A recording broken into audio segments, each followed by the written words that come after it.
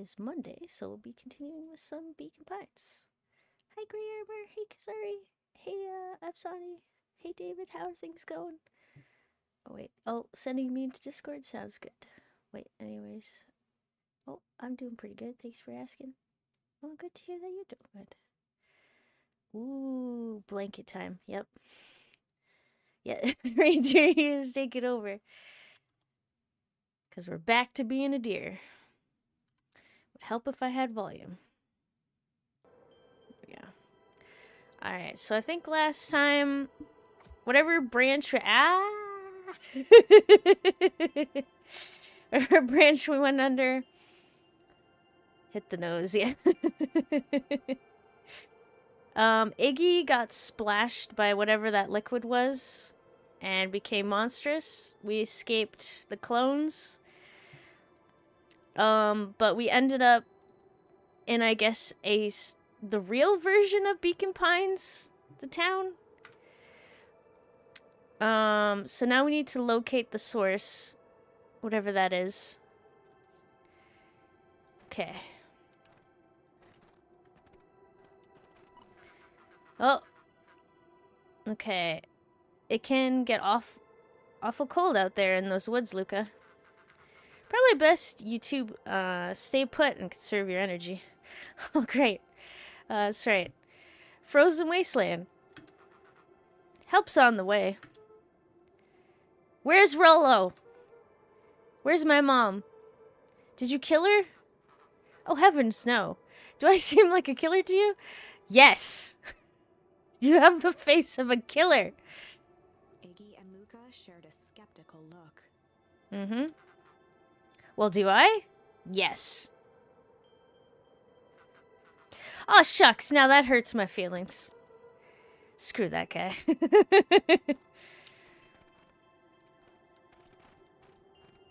Okay. So I think I got everything in order. Just want to make a double check on something. Okay, everything's good. Okay, what? The voice audio, low. The game audio? Or... Wait. He has the face of a killer. A pretty one, but a killer nonetheless. Okay, hold on a sec. I can't adjust the audio. Mom. There we go. What I will do is increase that. Also, I'm going to protect my ears. Bring this down. And make this adjustment and let me know how that is. Okay. Hopefully that helps a little bit. Let me know, because I can readjust some more. Yeah. Okay. So, I don't know what we're supposed to do besides find the source, but we don't really know where the source is. Okay, wait. So this is where our house was supposed to be, but it looks like they picked it up. Dad's grave's over there. Main sign. Oh, hi, Mr. Swiss Cheese. How's it going? Oh boy, what shenanigans are we up to now? Exploring our clone, or no, wait, the original copy of her town. And hoping not to die of hypothermia. Wait, if this is the original town, then that means... Iggy darted behind a large pine and began digging furiously. Okay. He emerged holding a shoebox with a crude skull painted on its lid. Okay. Did you tell any about this, Iggy? What's that? Long story. So a few years back, I, come into possession of some premium grade fireworks. Oh, yeah, that's right. We're gonna blow up the source, whatever it is. Not the wimpy firecracker stuff they give kids. The good stuff. So why did you bury it under a tree? That's the long part of the story. You and Rollo were doing chores at Rollo's chicken coop. And you guys pissed me off for some reason or another. Luca rolled his eyes with realization. No, you didn't. Oh, jeez. It's quiet again? Okay, I can try putting it back up. The issue, I think, is audio balance. I'll also adjust the animals' voices. And let me do this. So I'm going to reduce my voice so the balance should be better, hopefully. Ah, yes, good old fireworks that are fun to use and to keep since the law forbidden great fireworks. Yep. Okay. Hopefully that's better. No, you didn't. Iggy stifled a chuckle. Yep. I just wanted to give you guys a little scare. Oh my god, did you blow up the chicken coop? But like I said, those were some primo fireworks. So I might have underestimated things. You blew up the chicken coop! Oh my god, Iggy. I prefer to think of it as an incendiary redecoration. It's close enough and good. Okay. Alright, hopefully this latest change will be good. But let me know if it's still really, really hard to hear. I can make a couple adjustments. Sorry, but you should have seen the look on your faces. Rolo got grounded for months. Which is why I needed to stash the evidence and lay low. So I buried them under that tree. But when I came back for them later, they were gone. I figured some grown-up found them and tossed them. Iggy triumphantly raised the shoebox. Turns out, it wasn't the fireworks that got moved. It was us. Unbelievable. Okay, well that answers a lot of questions, and also we have explosives now. Do you think this is a game? I mean, yes. This dude is the best hangout. Newsflash, boyo. You're not a hero. You're a little brat who's in way over his head. Okay. Do you want to make one adjustment? Again, my apologies with the audio. Let's try that. A hero is just someone who refuses to give up. Comics these days are rotting children's brains. Everyone thinks they're a spaceman superhero. I was always partial to Hank Atomic myself. Is that so? Do you really think you have a chance against us? You have no idea how powerful we are. Prepare for blast off, loser. The taunting. Did we do this already? No. So what ended up happening is we took a nap over here. After, figuring out that this was... Oh, no, wait. What was their name? Nat? Nat came and said hi to us after we took our nap.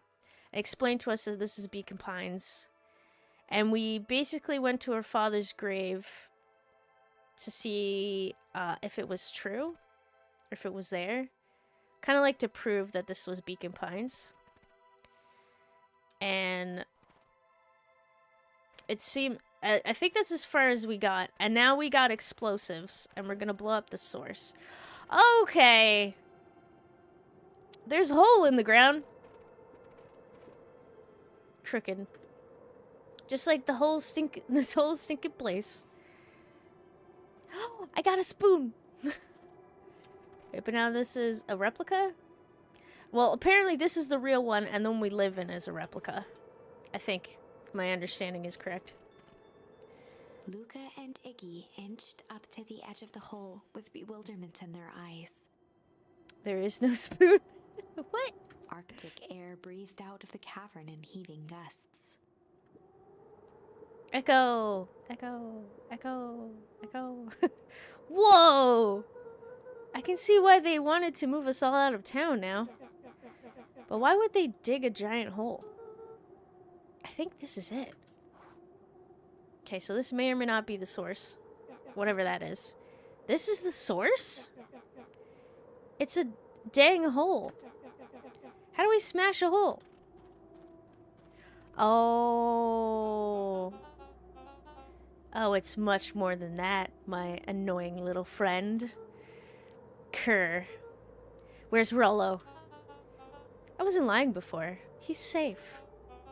Well, safer than you two, at least. Drat, it's cold. You just had to drag me all the way out here, didn't you? Mr. Kerr gazed down the abyss in contemplation. Wait, did you say let's go in and see what's inside? We might die, or we might just fall perpetually. Okay. Sorry, reading that one thing. It really is something, isn't it? What did you do to our town? What is all of this? Well, that's a doozy of a question. This is the source, where they collected the unrefined, Kerr scratched the back of his head. Unrefined what? Honestly, boys, I don't understand any of this well enough to explain it. Fact of the matter is, I'm not paid to know.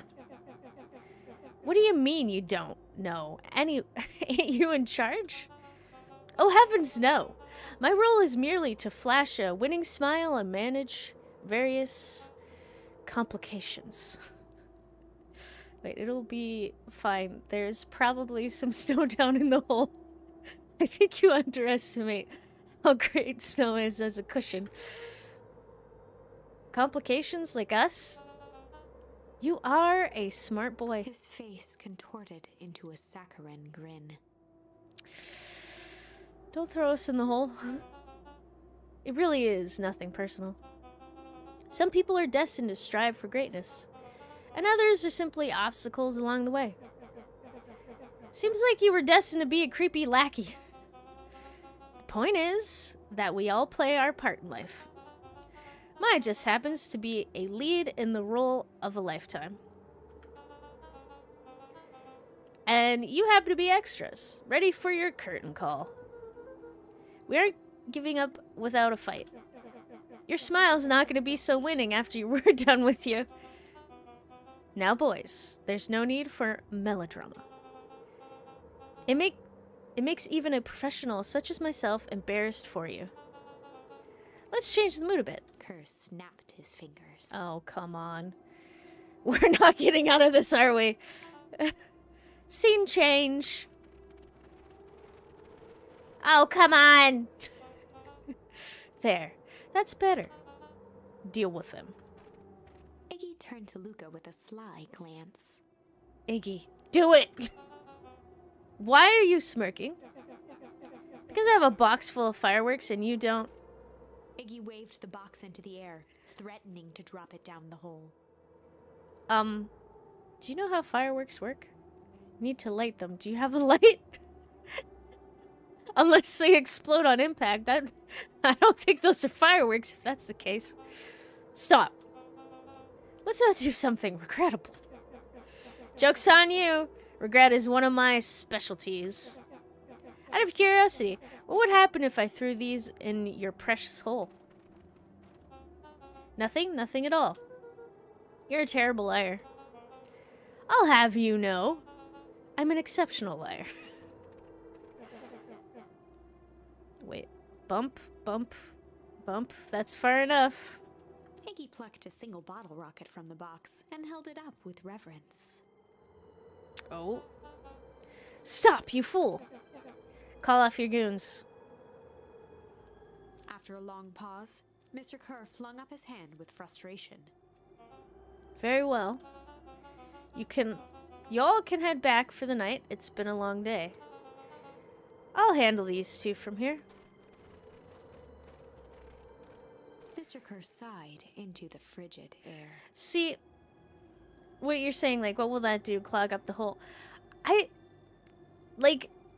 assume that you need some ignition if you throw the fireworks in there, unless this is far more complicated than we're dealing with. So, I don't... Like, will it do damage against the source? What is even the source? Okay, it's just us now, Iggy. You can put that down. What, like this? With a nonchalant flick, Iggy tossed the firework into the hole.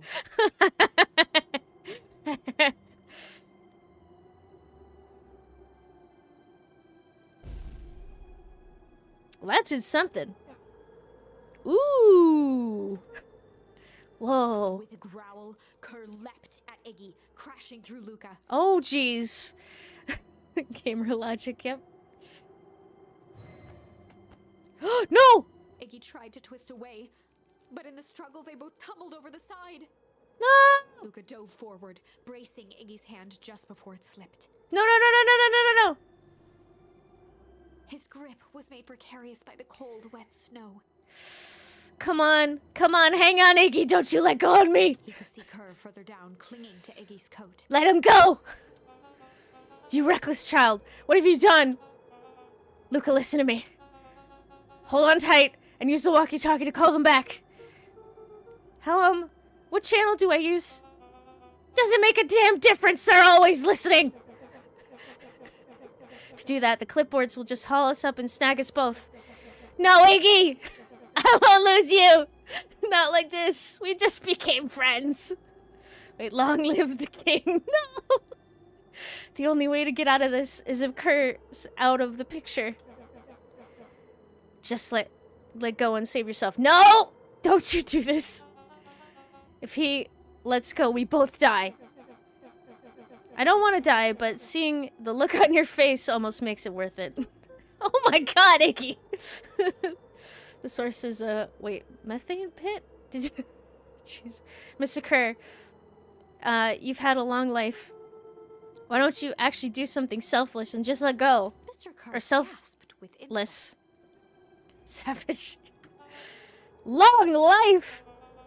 I'll have you know, I still play 25. Wait, what? I can still play 25. Wait, so you're over 25. You should have heard me sing the part of Phileas Young. With a wild look in his eye, Mr. Kerr began to hum a proud melody. Oh jeez, you ever heard of A Devil's Pit? No, I have not. Dum dum dum. Dum dum. Wow, can you believe this guy? Well, I didn't expect to get this here. Luca's hand began to cramp. His Oh. voice began to crack.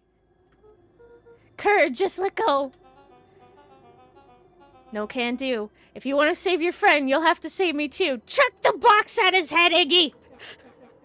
Luca, look at me. No, don't. Not like this. Please, no. It's okay. Luca felt Iggy loosen his grasp. No, no, you hang on to my goddamn hand, Iggy. You aren't going to kill your friend like that, are you? Every muscle in Luca's body burned. No. Damn you, old. I'm not his friend. Yes, you are. Nah, I'm just a no-good bully. Like you, Kerr. Iggy, no. Luca felt his hand slipping. Come on, no, no, no, no, no, no, no. And I told you what you need to do with bullies. I can't. It's your only way out of this mess. Two birds with one stone. It makes sense for us to fall together. Wackadoos travel in packs. Calm settled over Iggy's face. No, no, no, no. Luca, let me do this. Iggy's voice was colder than the bitter air billowing from the chasm. Oh, come on. Let me do the right thing for once. No! No! No! I'm gonna have to choose this! No! Oh, don't make me choose! Oh, okay. Also, yeah. This is it. Bro doesn't want to see death in the face. Yep. Iggy's redemption arc, but why does he have to die? Refuse, accept. Okay. I feel like the way to move forward is acceptance. But I'm going to refuse. I'm going to follow my instincts here. I refuse. Bringing out the trumpet. Refuse. Luca I had don't no want to let choice go. But to refuse Iggy's request. Nope. He tightened his grip and reached for the walkie-talkie in his pocket. We're doing this. A wild delight crept onto Mr. Kerr's face. That's a good lad. Now, radio for help. I refuse. Iggy begged Luca with his eyes one last time, but Luca pressed the button and called out. We need help. Mr. Kerr is in danger. It wasn't long before they were once again surrounded by clipboards. Mr. Kerr sighed with relieved frustration. There you are. You really are a worthless lot, aren't you? Let him go in. Mirror, now. A clipboard dutifully produced an ornate ivory hand mirror, and Mr. Kerr began preening his tousled hair. Wait, did they pick him up out of the hole? Ah, that's better. Mr. Van Horn, I applaud your sharp thinking under duress. I'll put in a good word for you with the founder. Take them away. A swarm of hands overpowered Luca. The last thing he saw before a cloth bag was pulled over his head was the defeated look on Iggy's face. Wow. Somehow this feels worse than dropping Iggy. The end. Know what happened if you let go? Well, we're gonna find out. I think this was one of those times where doing the right thing was the wrong thing. Yeah. Okay, let's go back to it. We had no choice but to accept. Okay. Luca had no choice but to accept Iggy's request. With a quiet blink, Luca watched a teardrop sail down into the howling void. I'm sorry. As his fingers slowly gave up, he met eyes with Iggy. No. No, doing the right thing. Good. No! The two silhouettes were swallowed by darkness.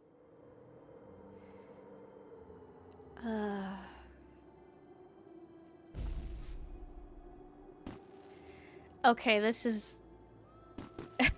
this is really sad. Why is the game celebrating? No! Not with joyous fireworks.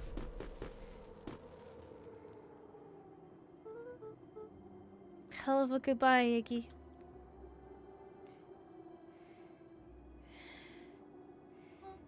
He still cried over Iggy's... yeah. It's so sad.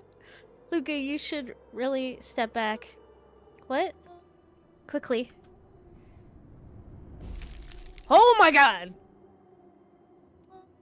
Curious. Oh, but of course. Those fireworks of Iggy's must have been just the right amount of energy. We should get out of here before perennial harvest arrives. Not until you tell me what just happened.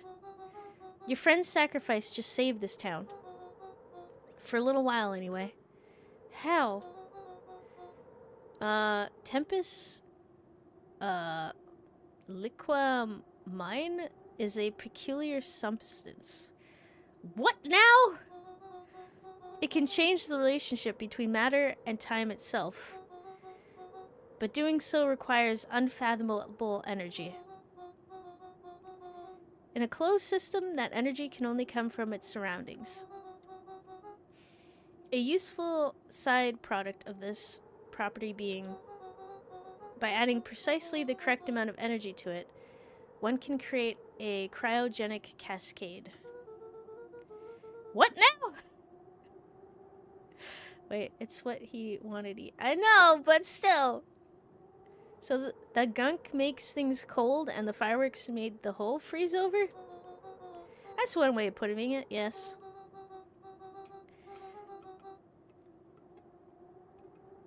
As dumb luck would have it, the fireworks weren't strong enough to generate a runaway reaction. I shudder to think what would have happened in that case. We have some idea what that would look like. It would take them a good while to safely break through and access the source again. If you know all this stuff, why haven't you been helping? I have been in my way. Each one of us has our role to play. Iggy's role, it turns out, was to buy us precious time. Mine has been to observe and wait. Wait for what? You. Me? Why? What's my role? A fierce twinkle flashed in Nat's eyes. Am I the main protagonist? This is a bad thing to be the main protagonist. So basically, big boom for big cold. Yep. I think that's what happened with Gran. I think she came here with her explosives, threw it in the hole, and it was too much, which is why this town and the copy town froze over. Which explains a lot. Luke Van Horn. Or Luca Van Horn. You are going to save the world.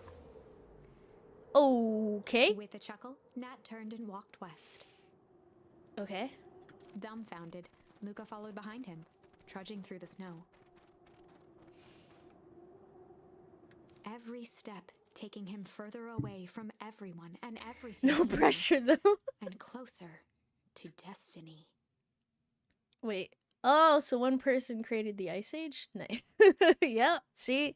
This is why you gotta be careful with Liquid Freeze or whatever that was. To be continued in... To be continued. Beacon Pines. Pines harder. Wait, what? Revenge served cold. Second time's a charm? What now? Wait, that's it? This ends with a crummy cliffhanger just when it was getting good? Who wrote this? I was even starting to like Iggy. No way. I refuse to be associated with some never-ending parade of sequels. Let's go back and find something more definitive.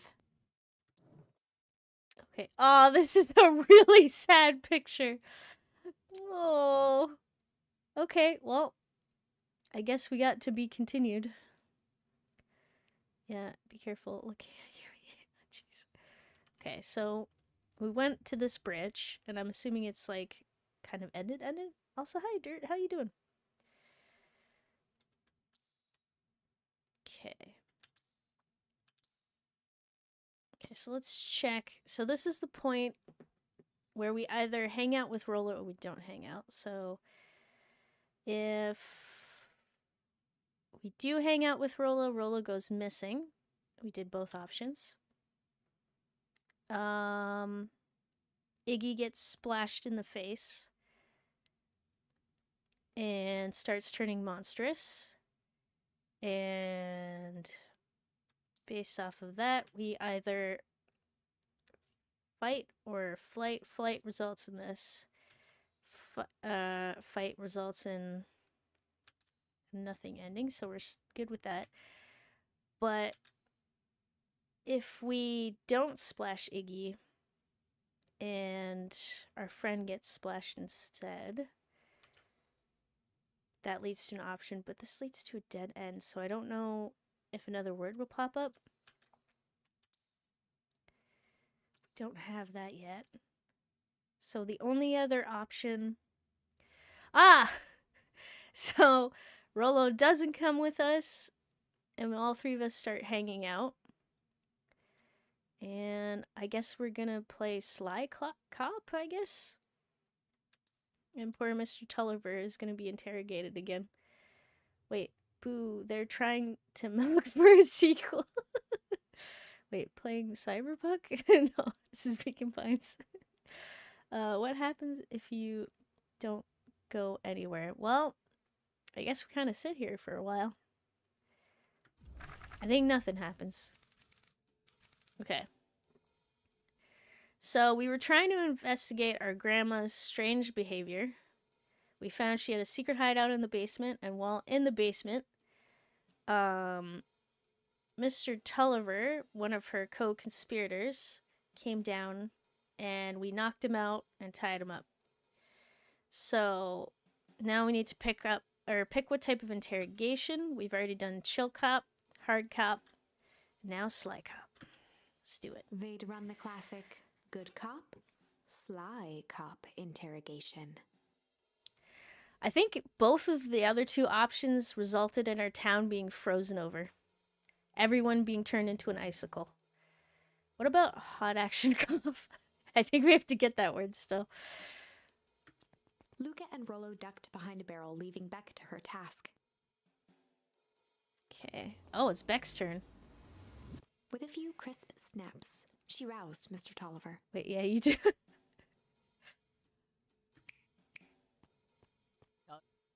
What? What's going on here? You're that Modwell girl? Please call me Beck. Sorry about all this. Mr. Tolliver looked down and shifted a bit, testing his restraints. Wait, I like my mid. What? It seems there's been a mix-up. You see, I'm down here for the same reason you are. Juniper sent you here? Beck caught herself before letting the surprise manifest on her face. She'd already gotten him to reveal his relation to Gran. Nice. This was gonna be easy. You know how Juniper is with her precautions. Operation Sparkplug has us all on edge. I guess she thought you needed some backup. But she sent a child? What better way to avoid prying eyes? Who would suspect a kid? I suppose that makes sense. Mr. Tolliver wriggled a bit in his restraints. Oh, I'm so sorry. Beck quickly removed the ropes. That had to be uncomfortable. A little, yeah. But you understand. We never know who to trust in this town. Mr. Tolliver rubbed the growing knot on his forehead. Very true. So it turns out we're both here too. Beck twirled her hand, as if to prompt Mr. Tolliver to finish her thought. Check on the massive explosives? Destroy the evidence. Beck shook her head and clicked her tongue. Yep. The old gal is nothing if not thorough. Mr. Tolliver let out an amused huff in agreement. She sure is. Can't blame her, though. If anyone were to find out that we're going to destroy the source, well, we both know how bad that might be. No one will know anything once I finish cleaning things up down here. Beck was on a roll now, playing Mr. Tolliver like a fiddle. You sure you can finish this up on your own? Jennifer trusted me for a reason. You could leave the rest to me. Good. There is one more loose end I'll go work on. Loose end? Oh, it's nothing really. The other day I had the radio on Scanwell restocking the candy shelf. Okay. Wouldn't you know it? I intercepted an old phrase in the perennial harvest transmission. Odd phrase, okay. Underground secrets. That's ominous. I think it might be a password, but Juniper dismissed it. Said it wasn't mission critical. What's the password for? We don't know. So we have a password and know where to put it. It's gotta mean something, right? Good thinking. You should probably go work that out. I've got this under control. That's a relief. Between you and me, this basement gives me the willies. Heading for the stairs, Mr. Tolliver hesitated and turned to Beck with a puzzled look. No. No, don't get smart now. I missed what pressed and killed a cop. Wait, what? It's literally the opposite of the devil's pit. Wait, the opposite of the devil's pit? Oh, because it's freezing everything. Sorry, slightly confused. She grinned and gave him a peppy wave. With a shrug, he continued up the stairs, whistling a jaunty tune. Okay. That was close. You guys catch that? Sure did. This whole time, Mr. Tulliver's had a candy shelf. Love you, Rolo, but please focus. But all he ever sells us is apples. Beck blinked slowly in disappointment. The password, Rolo. Well, sure, but once things are back to normal, I'll be having a word with Mr. Tulliver about that candy shelf. Fine. In the meantime, I've got an idea. She turned to the table and began tearing small scraps of paper. My man is onto something. Wait. She's just a kid. Man, let her be. I guess so. Decimal point. He said he heard a password on the radio. Prayer. Any good spy transmission is never what it seems. Beck marked each scrap of paper and leaned back. We just need to find the hidden meaning. Okay. That's another word. What's another word for underground? Buried, covered. Could it be a cover-up? Maybe it's one of those each letters is a number thingies. So U would be 21. N would be 14. D would be... Oh! It's an anagram. Is it? Oh my god, Rollo, if you figure this out. Nuncreed's drugstore. Luca and Beck looked at Rollo with amazement. What? He's part of this? Rollo, that was incredible. Well, it's either that or Kren's nude rug store. I'm sorry. What? Yeah, I think you were right the first time. Have me some Three Musketeers. Yeah. How did you do that? What can I say? I love ciphers. Well, I guess we know where to go next. Oh. Well, Grandma doesn't like Nuncreed, so... And he's a little creepy.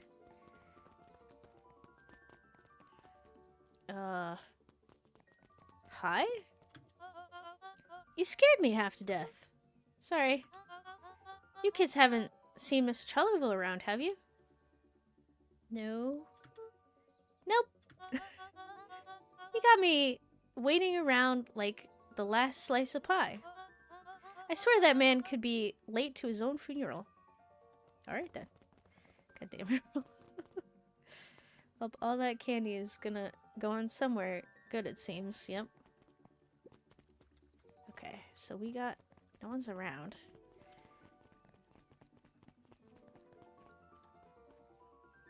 Oh. You're late, Angus. Sorry, sister. Was caught up with work.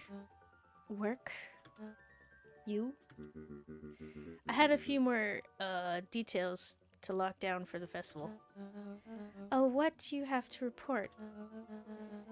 What is this, Insipid Town festival really about? I think... Gus looked around nervously. I think Mr. Kerr really does just want to do something good for the town.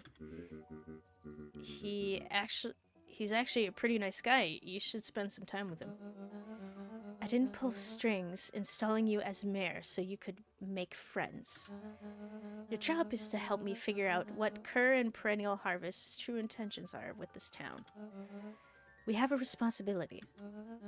This is our father's town. Was. Excuse me? This was our father's town. He's gone, Eris, and he isn't coming back. Father, left us with nothing but problems. Mr. Kerr came here and offered to help us. We accepted that help. We didn't agree to them turning Father's warehouse into a toxic dumping ground. That is just a temporary arrangement. The glow can be seen from our damned backyard. They are dumping their nasty little secrets on us.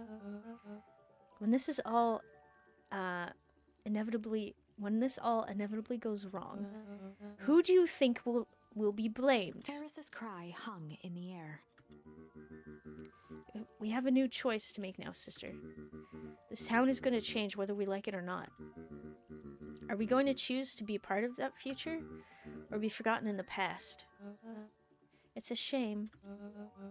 Father named you Augustus, but you will always just be a Gus. Good night, Eris. I'll see you at breakfast tomorrow.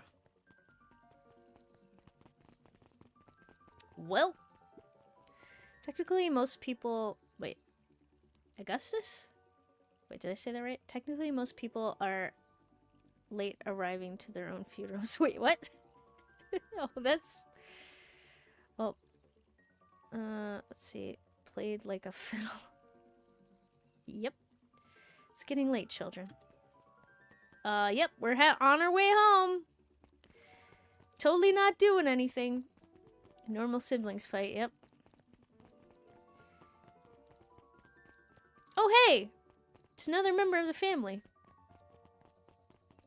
Well spotted, yep. Solomon stood proudly at the entrance to the drugstore, holding a brown bag overflowing with black licorice. Oh.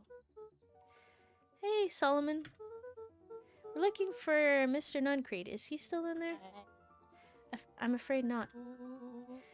Then, where'd you get the candy from? You might say we have an arrangement. Solomon shoveled a surprising amount of licorice into his mouth. Okay.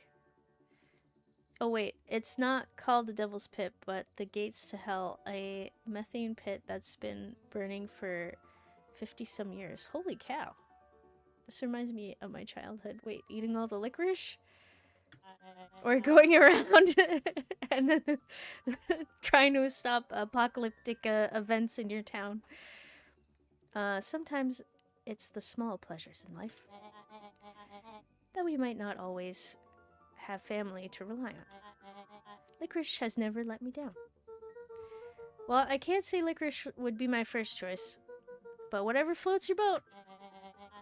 You can tell a lot about a person by their choice of confection. Well, yeah. Oh, yeah, I guess. I like sour gobs. I'm certain you do. I was wondering if Mr. Nuncreed kept licorice in stock. Wait. Licorice? Health bars? Wait, as in, licorice is... Wait. Keith bars? Am I saying this right? I don't think I'm saying this right. Just getting candy at a drugstore. Yep, nothing suspicious. Like the little chocolate toffee bars? Oh. You guys don't get those in Canada? I don't know. I guess I've never seen like a Heath bar before. Huh. I always wonder why Mr. Nuncreed kept licorice in stock. You must eat enough of it to make it worthwhile. There are many ways to earn loyalty. For some, it's as easy as cold, hard cash. Alright, enjoy your licorice! Bye! Well, he's right. It's locked. There's gotta be more clues. Okay, let's see. Investigate.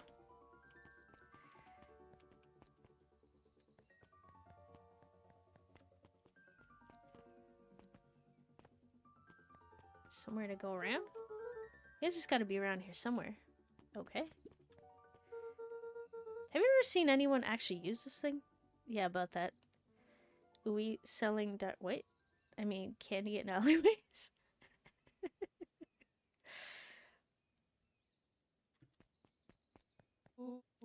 Besides Mr. Nuncreed? No. Beck cupped her hands on the glass to peek inside. That is not a normal phone booth. It's got like a blinky keypad. Why would there be a blinky keypad? Kren's new drugstore? I mean, underground secrets. The password. Beck flung open the door and they all squeezed in. It's interesting that works both as a password as well as an anagram for like where to go to use the password. All right, let's see here. Luca cracked his knuckles and entered the letters into the keypad. Underground secrets. Sounds like that did something. Great, now what? I guess we won! The inside of the phone booth dropped loose from its shell. Without even the space to panic, they closed their eyes, held their breath, and accepted their fate. Okay, hopefully we don't die. Suddenly, the chaotic descent slowed to an effortless landing. It was unclear where they ended up, but at least it was solid ground. Uh-oh. Wait. Ooh, wait. I mean, it's simple and easy. A 2-for-1? Yeah. Also, hi, Shima. How you doing? I'm doing pretty good. Thanks for asking. I'm glad to hear that you're doing great. The air was stagnant and smelled vaguely of chlorine. Oh, that's not good. I knew it! You knew that there was a secret hub full of strange tubes under the phone booth? Of course I did. Didn't I say that? No. I definitely thought it. Luca, do you remember when I said how cool it would be if the trans-dimensional conduits from Hank Atomic issue number 12 were real?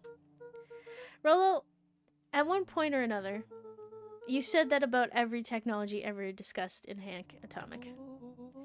That's why I'm such a good predictor. Wait, a box in the void? Yep. It looks like each of these has something written on them. Do we go inside? Mining Operations Alpha? You guys have mines here? Not that I know of.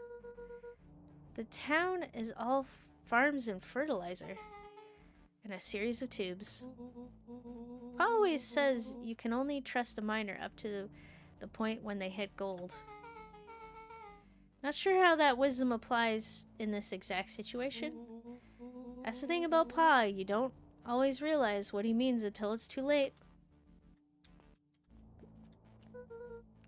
Perennial Harvest main office. That's where my mom works. What does she do? Science stuff.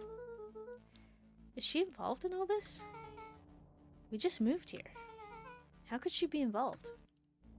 True. Wait, but it used to be a mining town. You know, I don't know.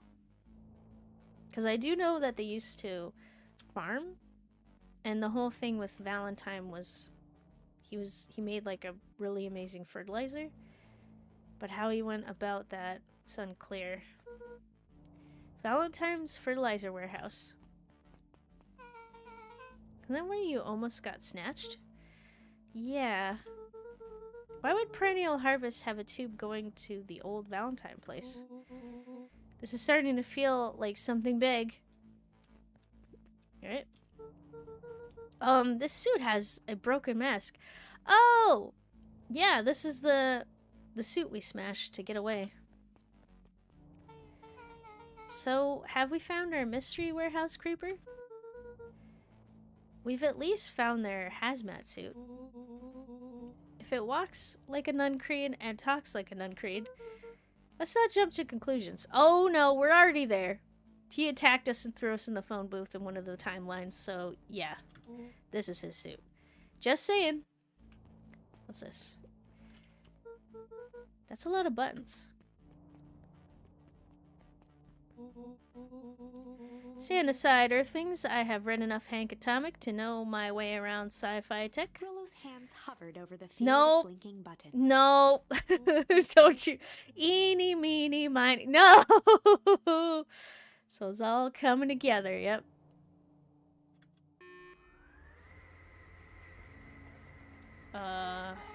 Rolo, what did you do? Nothing? I didn't even mow yet. Oh, no. What was that?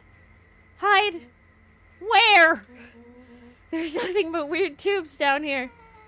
Just get back. Ooh, buttons. Oh, hi, Mr. Nuncreed. Shit. Shit? Shit. Awesome.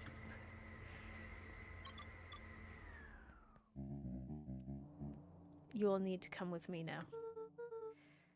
We aren't going anywhere with you. Not until we get some answers. Mr. Underground's secrets. I told them it was an absurd password, but they love anything that makes them feel clever. They who? That's no matter.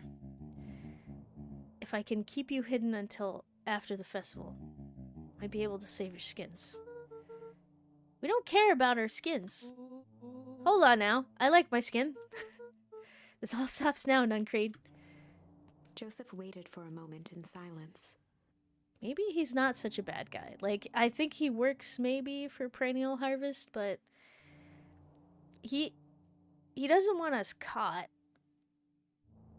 He doesn't want us hurt. So maybe when he grabs us initially, he's like, I'm just gonna hide you and protect you. Keep you out of our plans. You sound just like him. Who? Walt. You don't get to talk about my dad! You know your father and I were friends back before. He gestured toward the strange tubes. All of this. That's a lie! It's true. I used to bounce you on my knee. What happened? Something that always happens. Reality, complications, life. We were a team, Walt and I. An idealistic doctor and a bright-eyed pharmacist. But both hell-bent on helping folks. So you were his sidekick? No. We were partners. Well, this is weird. You always came off as really creepy. You're probably a guy who's trying to keep others away from harm or else get wrecked. Yep. He helped the patients and I helped him. Yep, total sidekick. Nuncreed let out a growl of a sigh. Ugh. Luca, I need you to know this. I need someone to know this. One day, Sharper Valentine comes to us. Says he's got an opportunity. He's found something he didn't quite understand. He was willing to pay us both handsomely to help him understand it. My dad said no. Father and I both believed in helping people. But that thing I could never get him to understand was... It's a lot easier to help others if you help yourself now and then. Classic sidekick into villain plotline. Walt loved being righteous almost more than he loved his family. He was wrong about one thing, though. When he begged me not to take Valentine's offer, he said, Joseph, if a person says yes one time to Sharper Valentine, he'll make sure they keep on saying yes to him until the day he's dead and gone. He shook his head wistfully.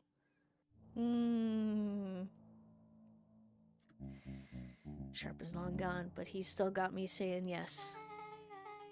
Is there a point to this sob story? Oh my god, Beck. Not really, no. Just an old man trying to delay what needs doing. Nuncreed took a menacing step towards the children. I tried to keep you safe. I tried to keep you and Juniper out of this. But you forced my hand. Luca began to laugh. Okay. That's not the reaction I thought you would do. So he admits he's bad. Kick in the nuts. What? You really don't know? My gran isn't out of this. She's been scheming right under your nose. Juniper? Seems like she's planning on crashing the town's party. She's going to disrupt the festival. Why would she? The color drained from Nuncreed's face. Oh, do you get it? Do you understand? How does she know? Apparently she knows a lot of things. What? Let's just say this isn't the only underground lair we busted into today. And honestly, hers is way cooler. She's got maps and explosives and bad intentions, big man. Nuncreed grabbed Luca by the shoulders. His eyes were frantic. You need to tell me what she's going to do right now. She doesn't understand what it is she's messing with. Tell me now! She's in danger, boy. I don't know. She had a map with a mark on the fountain in town square. The fountain? But why would... A jolt of realization struck Mr. Nuncreed. She knows. She knows! She knows about the source. Yep. Damn way to roast... damn way to roast his hidden secrets. Alright, so that's my alarm, so I will take a quick break. And then afterwards, I guess we'll hear more about how bad this situation's gonna go. Alright. See you in a little bit.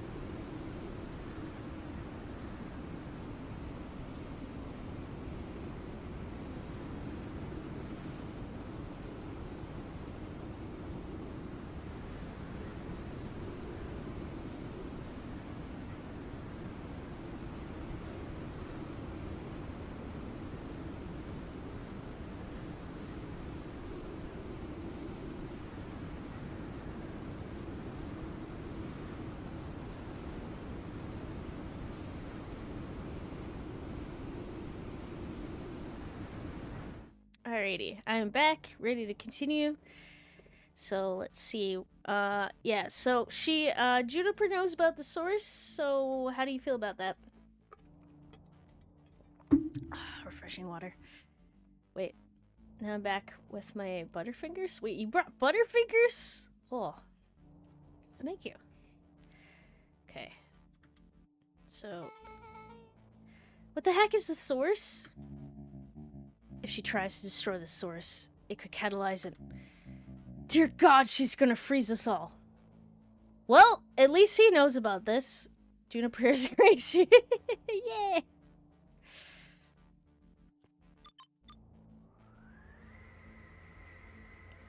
Wait. You all need to run. Run where? Away. As far from this town as you can get. Head west and don't look back. Ow!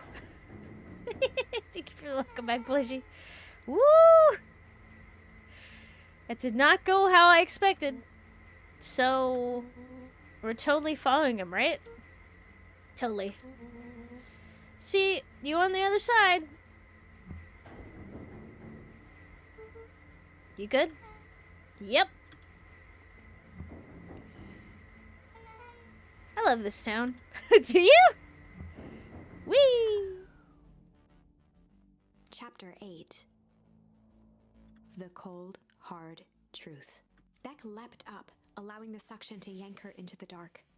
Dimness eclipsed around her like the shutter of a camera, as she seemed to cover great distance in mere moments. Her only points of reference were glints of upcoming turns, which approached with frightening speed, only to carom her gracefully along. She heard the tinny, distant echoes of Rollo's glee.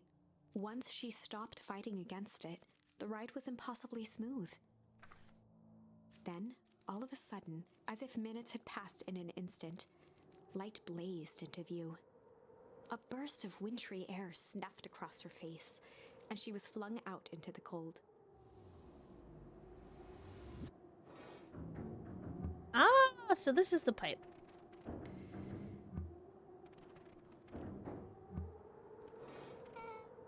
That was intense? Yeah. I think I might have parted with some fluids in there. Oh no, and he went first. I don't know. Is it worse to be in front or in the back? Any ideas where we are? Somewhere cold. Doesn't look like it got on any of us. It didn't feel like we traveled that far. So where did it all go? Oh my God, Rollo. This place sucks. Why would anyone want to blow something up out here? Only one way to find out, I suppose. We've got to catch up to Numcreed. I think he went this way. Alright.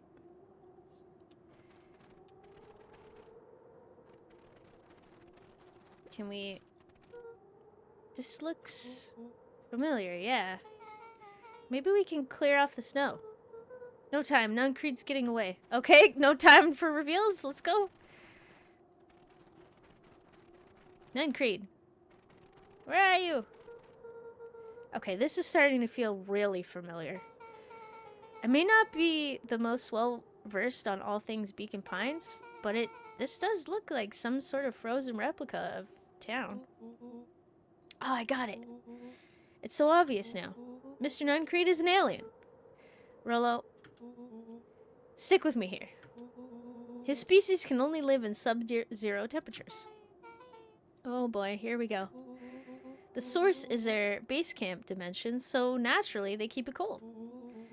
We found it by traveling through those metallic wormholes back there. The final objective, kill us all and shapeshift into a Beacon Pines citizen of their choosing. You never really had me. But you very much lost me there. You get used to it. We should keep moving. Alrighty then. Okay. Numcreed? As they rounded the corner to the frozen town square, they spotted Mr. Numcreed inching cautiously toward a pit at its center. Graham! What are you doing? He held his arms out gingerly, as if approaching a beast in Ow! the wild. Woo! Wait. Uh-oh. Gran, don't do it. Don't do it! Upon closing the distance, Luca recognized what Nuncreed was after.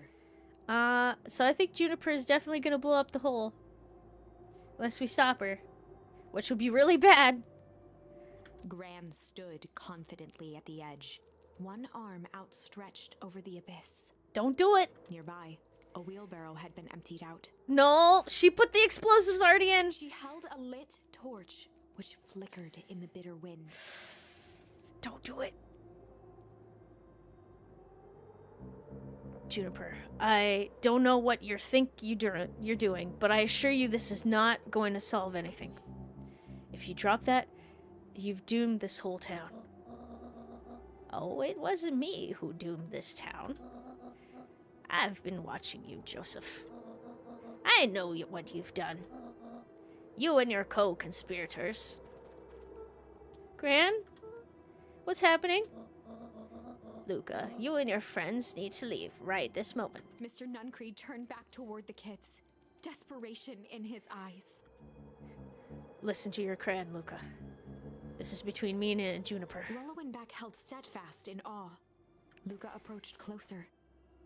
Mr. Nuncreed spun back toward Gran, his voice growing louder. You've got it all wrong, Juniper. Just hand over the torch.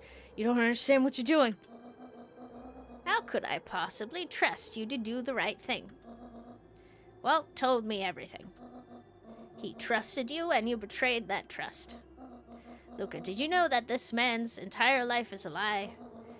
If it weren't for him, your father might still be alive. Mr. Nuncreed winced with anguish. Oh, come on! So, with the explosion in the other path, Iggy froze over the parallel universe of their home? Well, he froze over the source, but just enough that it wouldn't cause, like it wouldn't cascade out of the hole, I guess. But it seems that in all of the other paths, Gran has made it to the hole and she's destroyed the source. And unfortunately, the amount of explosives that she's brought is way too much. So, if she drops this, we're all frozen, the replica town's frozen, everything goes frozen, I guess. I think, anyway. His voice hardened. That's not true. They both now yelled, not to each other, but at fate itself, making their peace with long-held burdens. The wind howled with encouragement. Walt was like a brother to me. We just had different ideas about how to effect change. A very convenient that your way just happened to lie in your pockets. Now that's not fair. They menaced at each other, both catching their breath. So we'll go into total Ice Age The apocalypse. moment balanced Apocalypse? on an ice Yes. Definitely, if she drops that, we're screwed. Gran, don't do it! Amid a blur of emotions and memories, Luca's mind flooded with questions. The wind calmed, as if to give him the stage. And in stillness, he began to hum? Weep. Okay, none of these... I don't know which one is gonna... I feel like this is the weird, crazy option. I guess we cry? I don't know.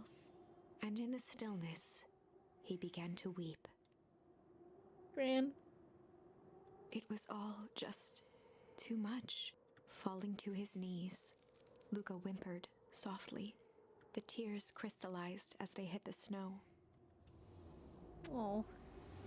Gran stared at Luca for a moment with warm sympathy, remembering why this was all necessary. Oh, maybe this is the drop the torch option. Oh, oops. What will you do in this situation? Probably cry. Use a gun to shoot Granny? Oh, jeez. This'll all make sense soon, Luca. Then everything can go back to normal. Gran, you don't understand. It's not going back to normal. You dropped that torch. It's all over. I promise. She stiffened up and brandished the torch at Mr. Nuncreed. You can't hide behind those people any longer, Joseph. Once their precious source is destroyed, we'll see where their loyalties fall. Juniper, don't. Ignoring his final plea, Gran flung the torch No! into the deep darkness. No! Don't do it, Gran! No! Ah! She smiled and exhaled in relief. Mr. Nuncreed moaned in resignation. Uh-oh. The torch echoed as it ricocheted down the hole, punctuated with a thunderous thud. Uh-oh. Oh. You see, Joseph, I've learned one very important lesson in life. If you want things to change, then you must be willing to. Before Gran could finish, the ground shook her to silence. Oh, okay.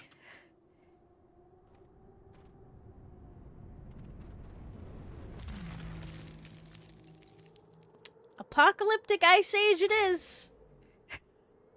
Gran only had time to spin around and run to Luca. Her attempt to shield him, an honorable but trifling act. Unflinching love, pitted against an unthinking horror, there was no contest. Her warm embrace froze in an... That is where they remain, Instant. fixed Oops. in place, forever. Click that too fast. Did someone fart? And so, our story ends on this melancholy scene. No. In a town brought low by its secrets, sits the frozen statues of a misguided band of meddlers. The end. Well, that was dire. On the bright side, we finally figured out where all the ice is coming from. That's true. Now, we just need to find a way to deal with a mystic, unfathomable force of nature. Well, let's try humming.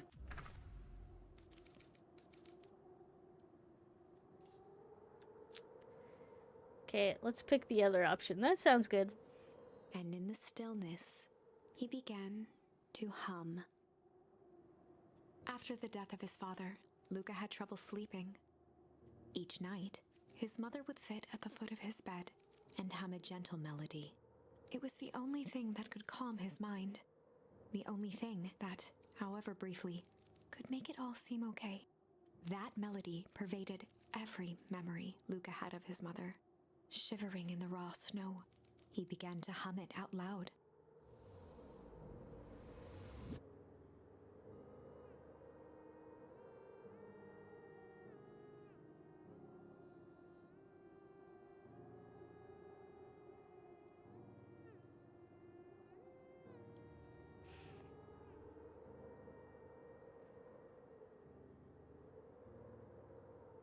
Gran lowered the torch, listening closely. Don't drop it.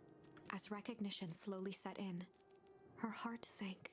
Those countless nights of consolation, the incomparable loss they shared together. She let the torch fall to the snow and sizzle out. Okay. De-escalation. Let's go. A few steps toward Luca was all she could bear before dropping to the snow herself. Oh. Through a flood of tears, she began to hum along, note for note.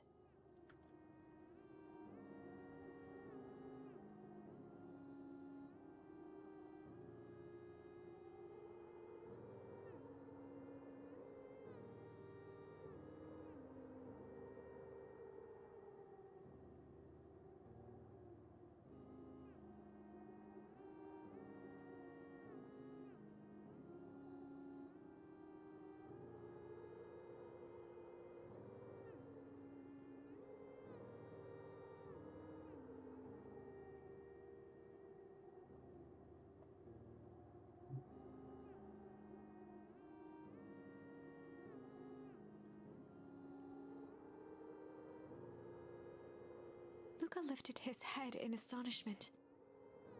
The last time he heard that melody was the last night he saw his mother. Oh. What a lovely melody. I can't hear it since it's too low. Just joyful sounds. Wait, still? It's still too low? Hold on.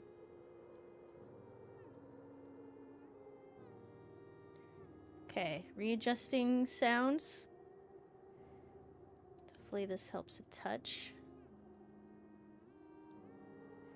Okay, there we go. Just the music? Oh, just, you can't hear just the music. Okay.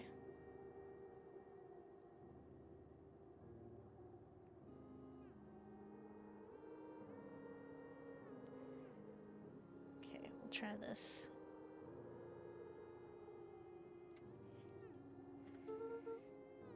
How do you know?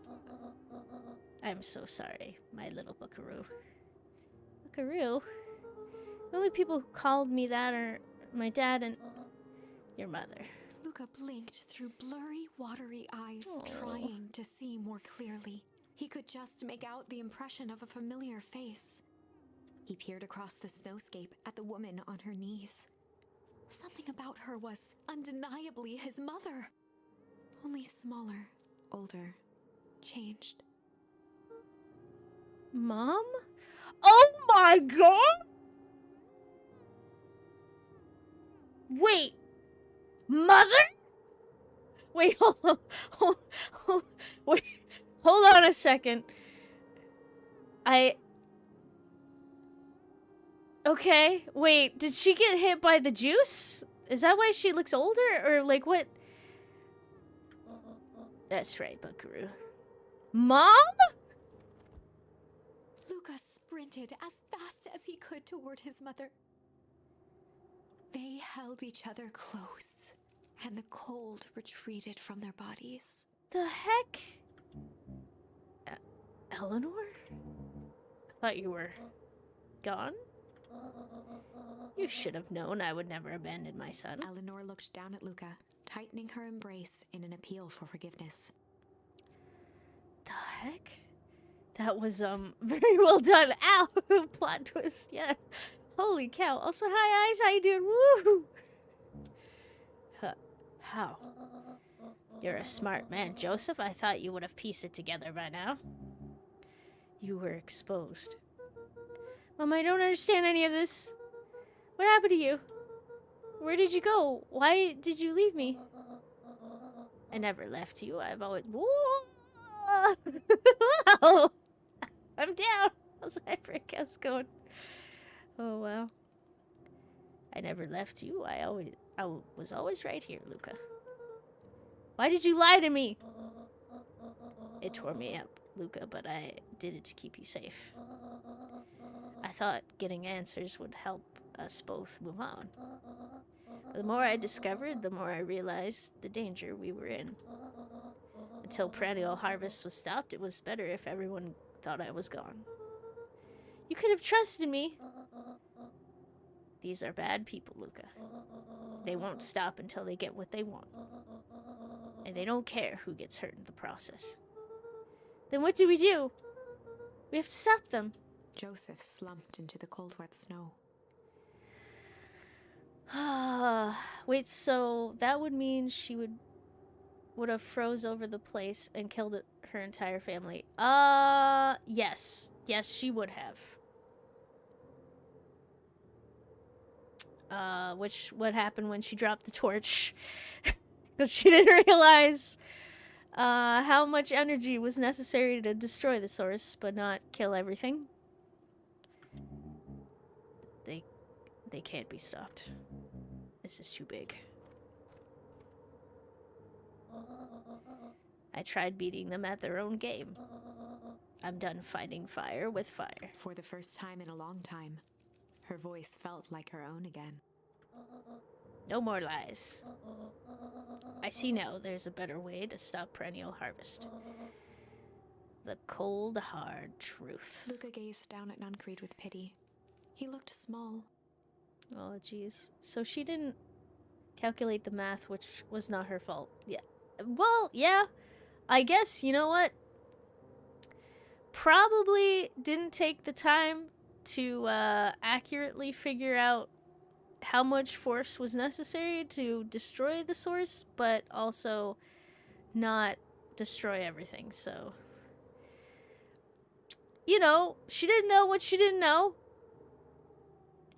I guess. Joseph stared into the snow, as if searching it for answers. Wait, miscalculated the men happens to the best of them, yeah. Or the mean? Okay. Come on, everyone.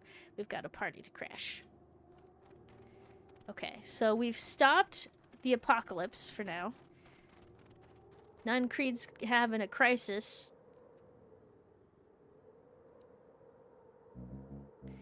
You don't understand. He always wins. Alright. Chapter 9. The Devil You Know. 7 months ago. Eleanor Van Horn crept down the maze of sterile hallways under Perennial Harvest. She stopped in front of the large steel door marked Deep Engineering. Okay.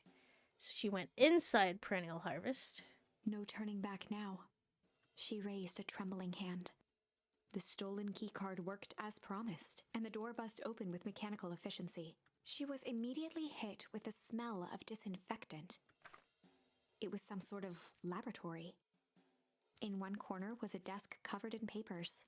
Across the room stood a tall metal pod with hoses protruding from its base. She rushed to the desk and began shifting through the piles of papers.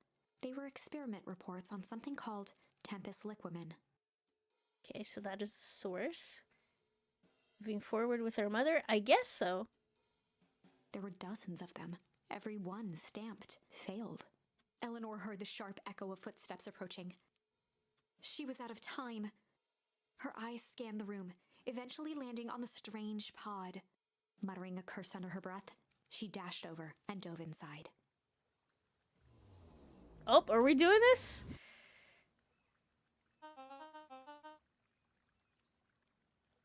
Wait, and that is what change is all about.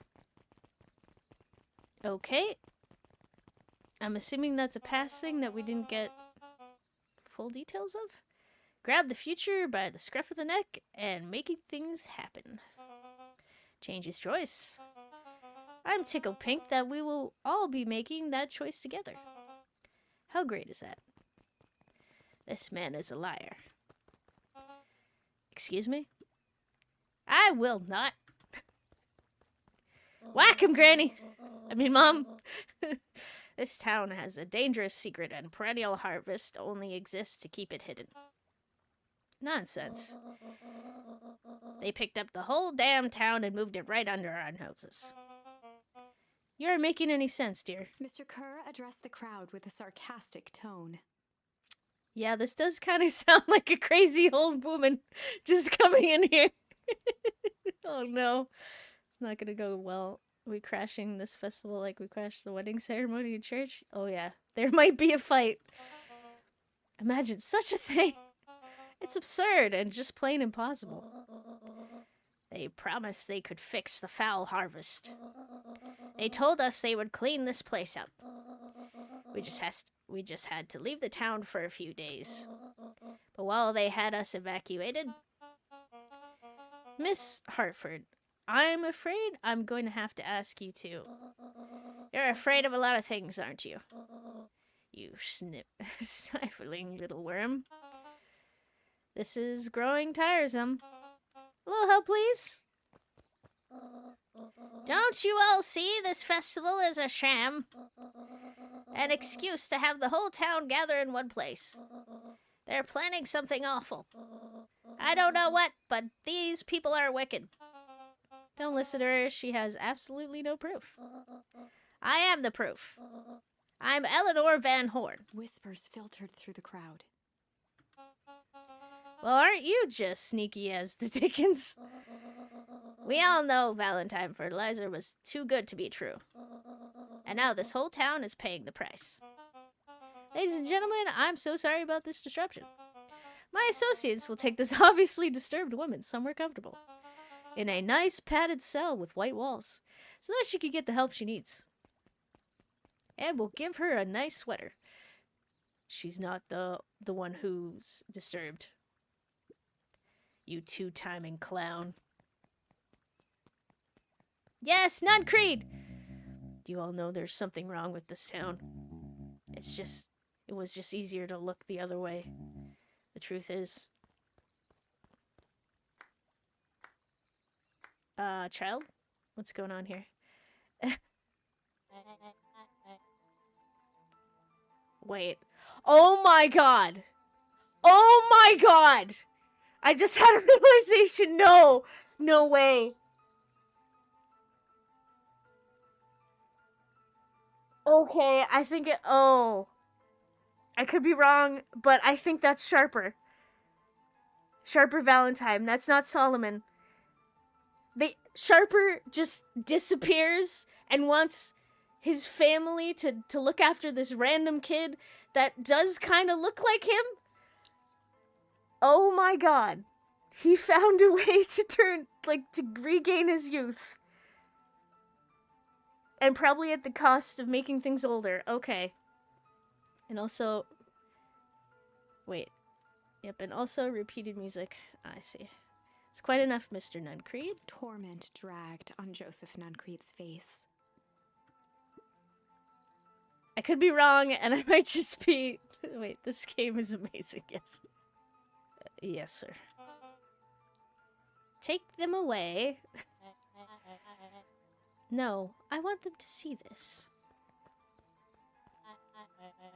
The ever... Oh my god, I can't with words. Tempestuous Eleanor Van Horn. You've been quite the thorn in my side. Like a weed that buried in where it doesn't belong. I must confess you look dreadful. He paused for a moment, plucking a piece of fuzz from his sweater and discarding it to the ground. Consider myself in rare company. You managed to pull one over on me. It won't happen again. I knew you had some sort of plan to disrupt our little party. But alas, I was expecting something a bit more impressive than incoherent rambling. No matter, your failures are yours to bear. Mr. Crew? Yes, sir. It's a shame it was cut short, but I thank you for that rousing... oratory? Oratory? I cannot read. I will take it from here. Yes, sir. Of course, sir. You've done quality work here for me, William. You can look forward to the recompense we agreed upon. Kerr gave a bow of deference. Founder, you are most gracious. Gasps rippled through the Vocabulary is hard. Yes, it is. Truthfully, we can dispense with the formalities from here on out. Solomon pulled a glass vial from his pocket. What? In one smooth motion, he downed its contents. This is crazy. E is from the North Pole confirmed. Yep. A triumphant smile grew across Solomon's lips. You can all call me Sharper Valentine. I knew it! It's too weird not to be true. His body and face began to contort and expand as he disappeared into a belching green mist. Well, that can't be comfortable. A hushed horror gripped the crowd. This is a story about change. What? No! So you didn't see that coming. Good. Sharper examined his new hand. Oh, come on! It looks comfy, yep.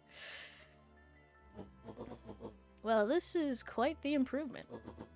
Everything looks so much smaller now. Eleanor was right about one thing. This festival was a ruse. I wanted you all to witness my glorious return with your own eyes. Why does everyone look so downtrodden?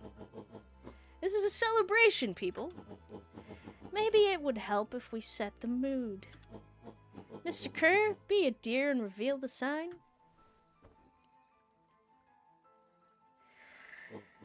One might call this the Sharper image. Also, hi, Steve the Wizard. How you doing? How wonderful. Sharper choked out a crude squawk of a laugh. Frustrated grumbles sprinkled through the crowd. Sharper, you malicious bastard. I'm glad you're back so I can tell you to your face. You destroyed this town. We ain't gonna let you get away with it again. Sorry, this is not the time for audience participation. Some assistance, Mr. Kerr? William Kerr gave a subtle nod to the clipboards. Oh, come on. No, you coward. Does anyone else have something to contribute? A helpless quiet settled over the crowd. I thought so. Did you truly believe you could be free of me? A town of complete and utter fools? You people should be celebrating my return. You're clearly lost without me. Ow. His suit grew too. You know, I'm starting to wonder whether he just like drank the potion and like he ripped out of his clothes, but like they had a carefully packaged like suit like beneath the podium, so like it took longer than we thought because he was like quickly like trying to like, oh, I gotta fit this on, and like doing the tie and everything behind the podium. Or the potion grows suits. Daddy? I gave you both the greatest gift a parent could give. The opportunity to prove yourselves in my absence. I think he failed. You're a disappointment, son. Squandered. To say I'm disappointed would be an understatement. But Silence, Augustus, an adult is speaking. He is an adult!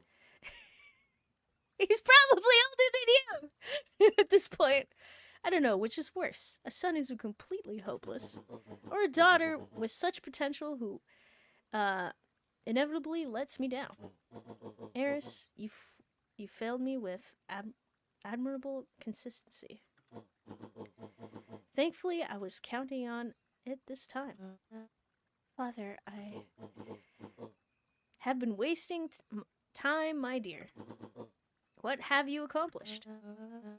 I was focused on cementing our legacy. Legacy? Who needs a legacy when you can just live forever? But what about... It's alright, kiddo. I'm afraid you suffer from a complete lack of imagination. There's just no helping it. Now listen, where's Joseph? Okay, this is gonna be bad. Oof, the such potential, but consistently lets me down. It's close to home. Oh, yeah. I never approved myself in his absence. No! No, you have. Children, you're fired from our family. That's what this feels like. You didn't take the opportunity to slip off, did you? Oh, there he is! Everyone should give him a hand. None of this would have been possible without Joseph. I think you've said enough. Nonsense! The people deserve to know how helpful and loyal you've been. I only did what I did because he left me no choice. You always had a choice, Joseph. You were simply too weak to take it. No matter, cheer up. You are about to be rich beyond your wildest dreams. You should follow Mr. Kerr's example. When I found him, he was in a sorrier state than any of you. An aged actor, desperate to recapture his youth. He played his part, and soon he'll be able to play the leading man again. Forever, in fact, if he remains loyal. That goes for all of you. Well, those who haven't already frittered away my goodwill. Beacon Pines is mine now, again. I am willing to share its spoils in exchange for absolute loyalty. Are you saying William Kerr was never in charge of Perennial Harvest? Ha! You think that puffed up Blatherschnight? Did I say that right? Could have accomplished all of this? Dawn, I suppose it's time for your big exclusive. Sharper addressed the crowd with indignant pride. Wait, stories like this make me glad I don't value anything in capitalist society. He'd planned this moment for so long that now, at the deed's fruition, it almost felt frivolous. You see, I needed a figurehead to hold things down while I orchestrated my return. Someone to misdirect, lie, and bilk this town for a spell? So I invented William Kerr. Take your bow, you've earned it. Mr. Kerr flourished a preposterously elaborate bow. Alrighty. Bletherschneit? Skite? Is it Skite? I think I've definitely mispronounced it. Mr. Kerr. Oh, wait, sorry. Reading it? Yep, go right ahead. Pratrixie Montesquieu, thespian extraordinaire at your service. What are these vocab words in this? Yep. Founder, I just wanted to thank you again for this opportunity. It truly was the role of a lifetime. Wait. So this Bill Kerr was a Pat C the whole time? Now that your secret is out in the open, what's to stop this town from rising up against you? Oh, that's the delicious part. You're all screwed, I assume. You're too damn fancy, yep. Fear. Thanks to our clipboards, I know what each and every person in this town fears most. And I'll make those fears manifest for anyone who steps out of line. The choice is simple. I'm not afraid of you! Ha ha! The young hero. I've kept a keen eye on you, boy. You and your friends made a habit of disrupting my plans. What a pity. If things would have gone a bit differently, you might have had your moment of triumph. But that's fate for you. You can't do this! Oh, but I can. And I have. I have won. Never underestimate what a great man can do given time. And now time is my plaything. Perhaps the most expensive thing I've ever bought. But well worth it. Ha! Sharper coughed up one final laugh and cracked his knuckles. Here we go. This is not good. You know he's evil using all those fancy words. The evil are smart and the good are dumb. Gotcha. Enough chit chat. Let's get to work, shall we? Oh, come on. And so, Sharper set about remaking the town in his own image. The fertilizer factory soon reopened for business. Sales rose steadily as more and more farmers across the countryside began to swear by its miraculous properties. Yeah, but what happened with the foul harvest? Like, does it have a temporary miraculous period? And then everything just dies out? Oh boy, wait. No, the good shackle themselves with societal normity. The situation could be solved easily if everyone just rushed him. Yeah, if we all rose up with our pitchforks and our torches and just, like, decapitated him on the podium and then grabbed the clip. There's gotta be less clipboard people than there is townspeople. Wait, naked? What? Oh, jeez. Beacon Pines became famous. Get the guillotine. Yep, let's do it. A secretive town that, for the right price, shared its gifts with all. Gifts that became more and more necessary in a world where winters grew longer and longer. Oh, the consequences of using the fertilizer is a long winter. Okay. So essentially, let's use this present time to gain tons of money and screw over the future. That's great. And create a Ice Age apocalypse everywhere. Yep. This isn't the festival day anymore. It's now DJ. The end. This is wrong, but things are becoming clearer now. You can feel it, right? Possibly. We can't let Sharper win. He might just be the key to this whole thing. Let's see.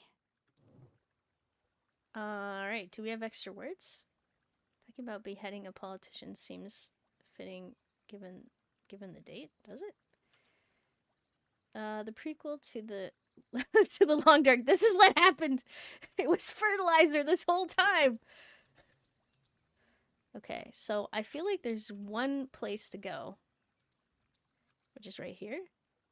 Malice? Okay. So if I remember correctly, in timeline-wise, we're gonna hang out with Rollo, check out the old Valentine factory, but Rollo has to go home, and we go by ourselves. We get caught. Wait. No, wait. How does this... Oh, no, never mind. We go with Rollo. Rollo... Okay, got slightly confused. We go with Rollo and end up escaping, but Rollo gets caught.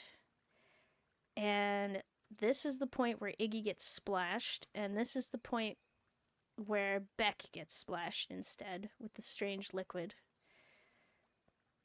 And then we get caught by Mr. Nuncreed. We just basically left Beck and ran back into town. Okay, I think I got this. Wait, in 2020, people tried to behead the vice president on June 6th. Wait, what? Wait, what?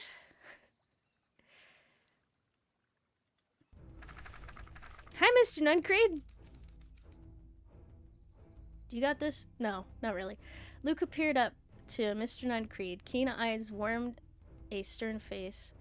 There was a deeper emotion hiding behind it all. It was subtle, but Luca could sense something eating away at him. There was a malice lurking behind those eyes. Let's do it. You got this. There was a malice lurking behind those eyes. I misread stuff again and reread it at the same time. This is my brain. Okay, good to know that we're all going to die. Yep. Like a trap ready to spring. All right. Luca felt the weight of Nuncreed's hand on his shoulder. Can we get out of this? Something wasn't right.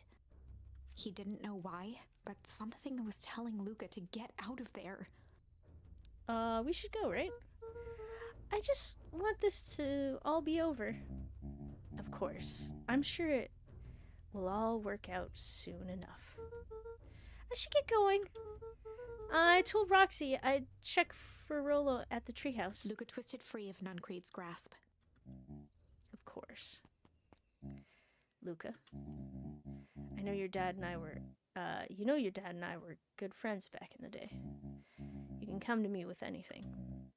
See, the last time I told you what was going on, you shoved me into a phone booth, sir. Anything at all. Yeah, I don't know about that. Bye. Your hamster brain is trying their best to give him a break on that wheel. He's working only on fake dreams and disappointment. No. Wait, yeah, it was a whole thing? Oh, jeez. Oh, what the? Wait a second. Who's this? The festival decorations are a bit humdrum. Now, if I were to throw a festival, it would be a thing to behold. I agree, this is all more than a little sad. It's worse than sad. It's boring. What if we did a little something to spice things up? I'm listening. You know the festival sign waiting to be unveiled? It would be a shame if someone... The two scurried off, eagerly formulating a plan. Wait, are these two little adults right now? In suits? This is weird.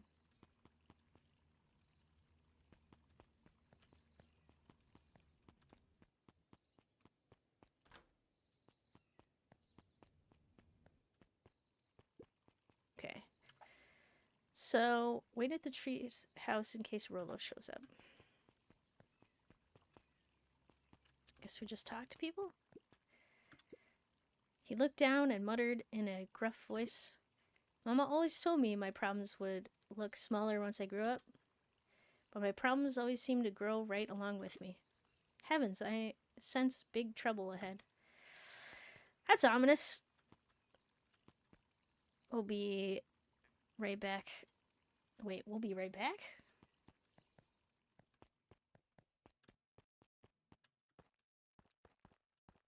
Okay, no talking.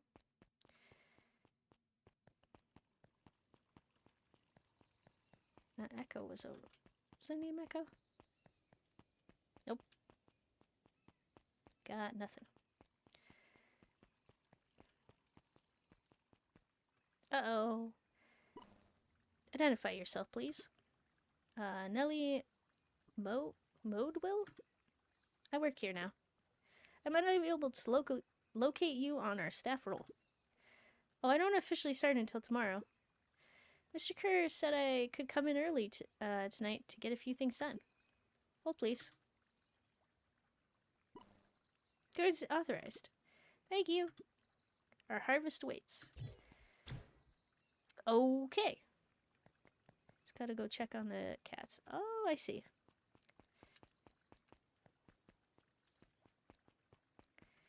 Okay, time to go to the treehouse. Rello!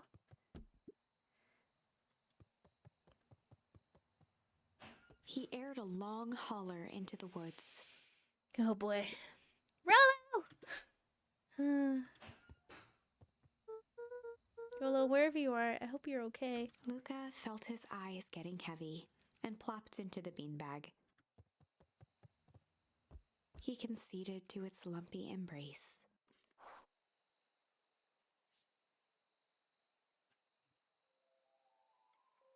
Once again, Luca found himself in a vast black expanse.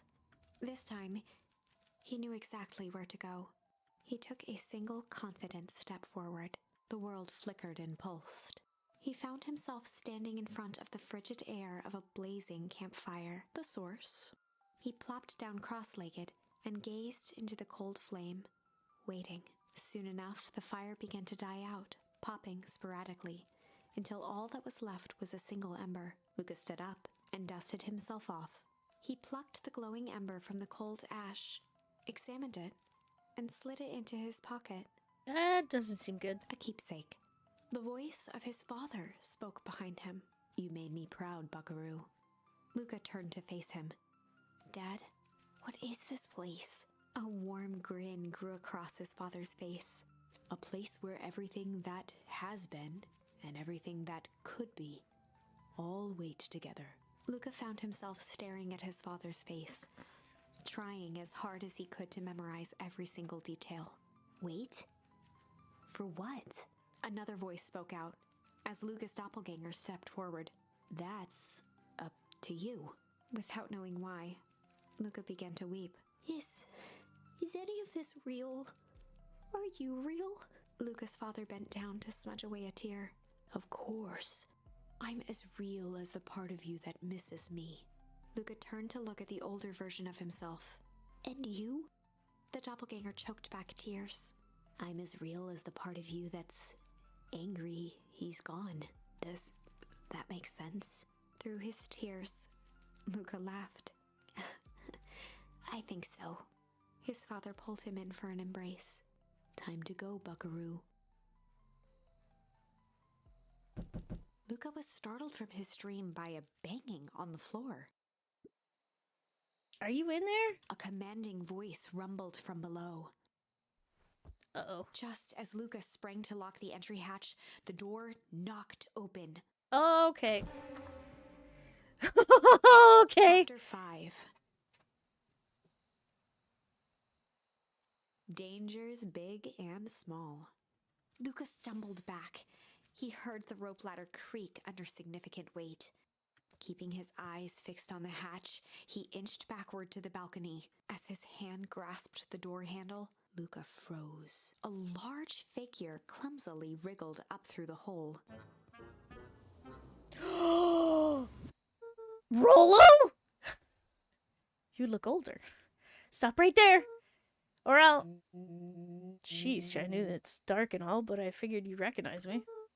Who are The you? large figure cocked its head inquisitively.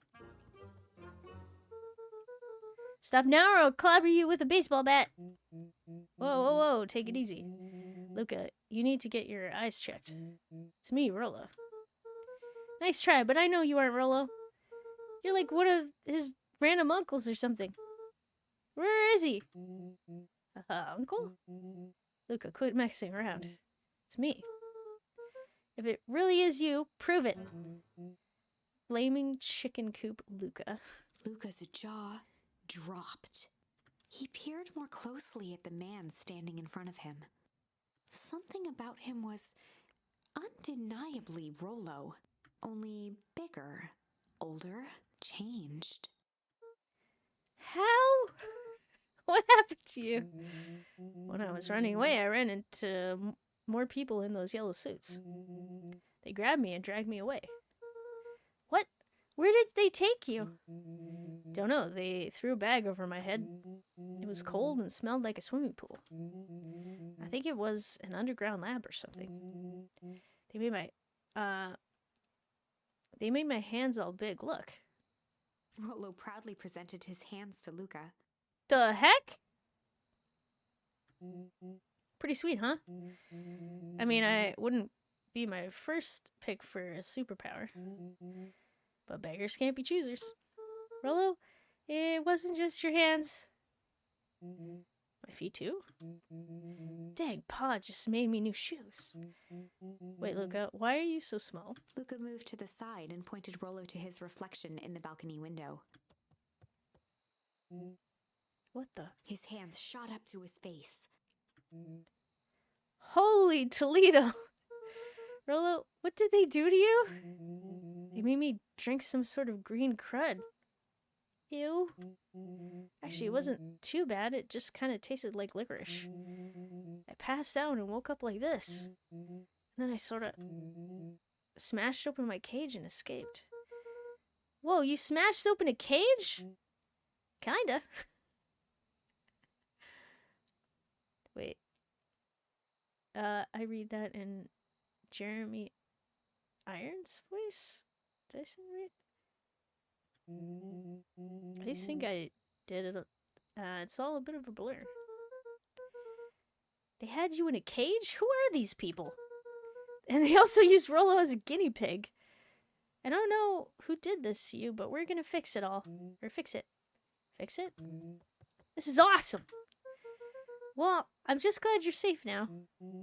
Luca, you don't need to worry about me. Sure, I got snatched, but look at it this way. I got snatched. I know where snatched people go. We may finally have a lead on what happened to your family. Maybe you're right, but this all seems dangerous. Danger, ha! Rollo shadowboxed a few jabs. I'll take 'em all on. Hey fellas, what's up? Oh, did you dye your... Well, some weird happened to your hair? With a yelp, Rollo dove behind Luca. Take cover. Did I come in a bad time? Who the heck are you? This is Beck. Sorry, something truly bizarre just happened and I need help. I don't know where else to go. So you're just hanging out here with your large adult friend? Oh no, this is my buddy Rollo. You know it's concerning that a child is hanging out with a full-grown adult. This is your missing friend? One and the same. He seems a little old. I'll have you know, this is a recent development. What the heck does that mean? Oh, I'm sorry, you're the one who just showed up out of nowhere. So we'll be asking the questions here. That's fair. How did you find us? Your silly little treehouse? I think you mean our silly little mission control. I hate to break it to you, but your secret path isn't so secret. I could hear your racket from a mile away. See, look, this is why we need an improved security around here. No, or not now, Rollo. Beck, you said something bizarre happened? Yeah, but... She shot a nervous glance at Rollo. Anything you could say around me, you could say around Rollo. It's been a weird day all around, hasn't it? Yep. Beck's eyes narrowed. Okay, so it all started when I made it back home. my first order of business was to try to salvage my hair. Okay, that is my alarm. Wait, green crud sort of tasted like licorice. Did they give this child absinthe? Oh, I missed this. I assume it's a growth serum, but you know, that could also be true. Okay, so I'll be back in a few minutes, and I guess we'll figure out what the heck happened. See you in a bit.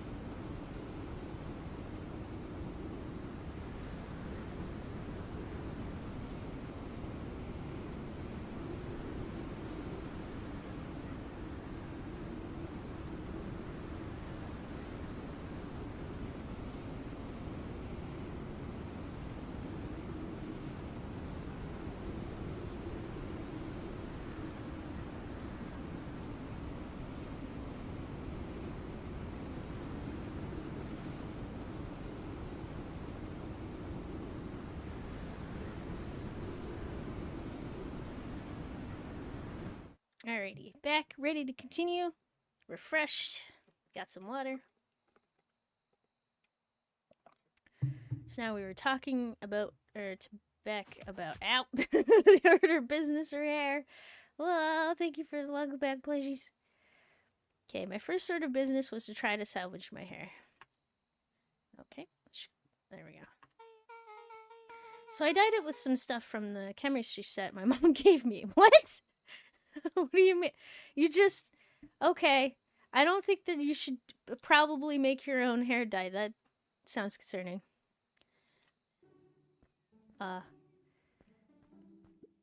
Okay. Just need to play it cool. Hope no one notices. Notices what? Shouldn't have said that out loud. Oh, nothing. I was just... Come over here and let me have a look. Oh, honey, what in the world did you do to your hair? I just kind of felt like a change.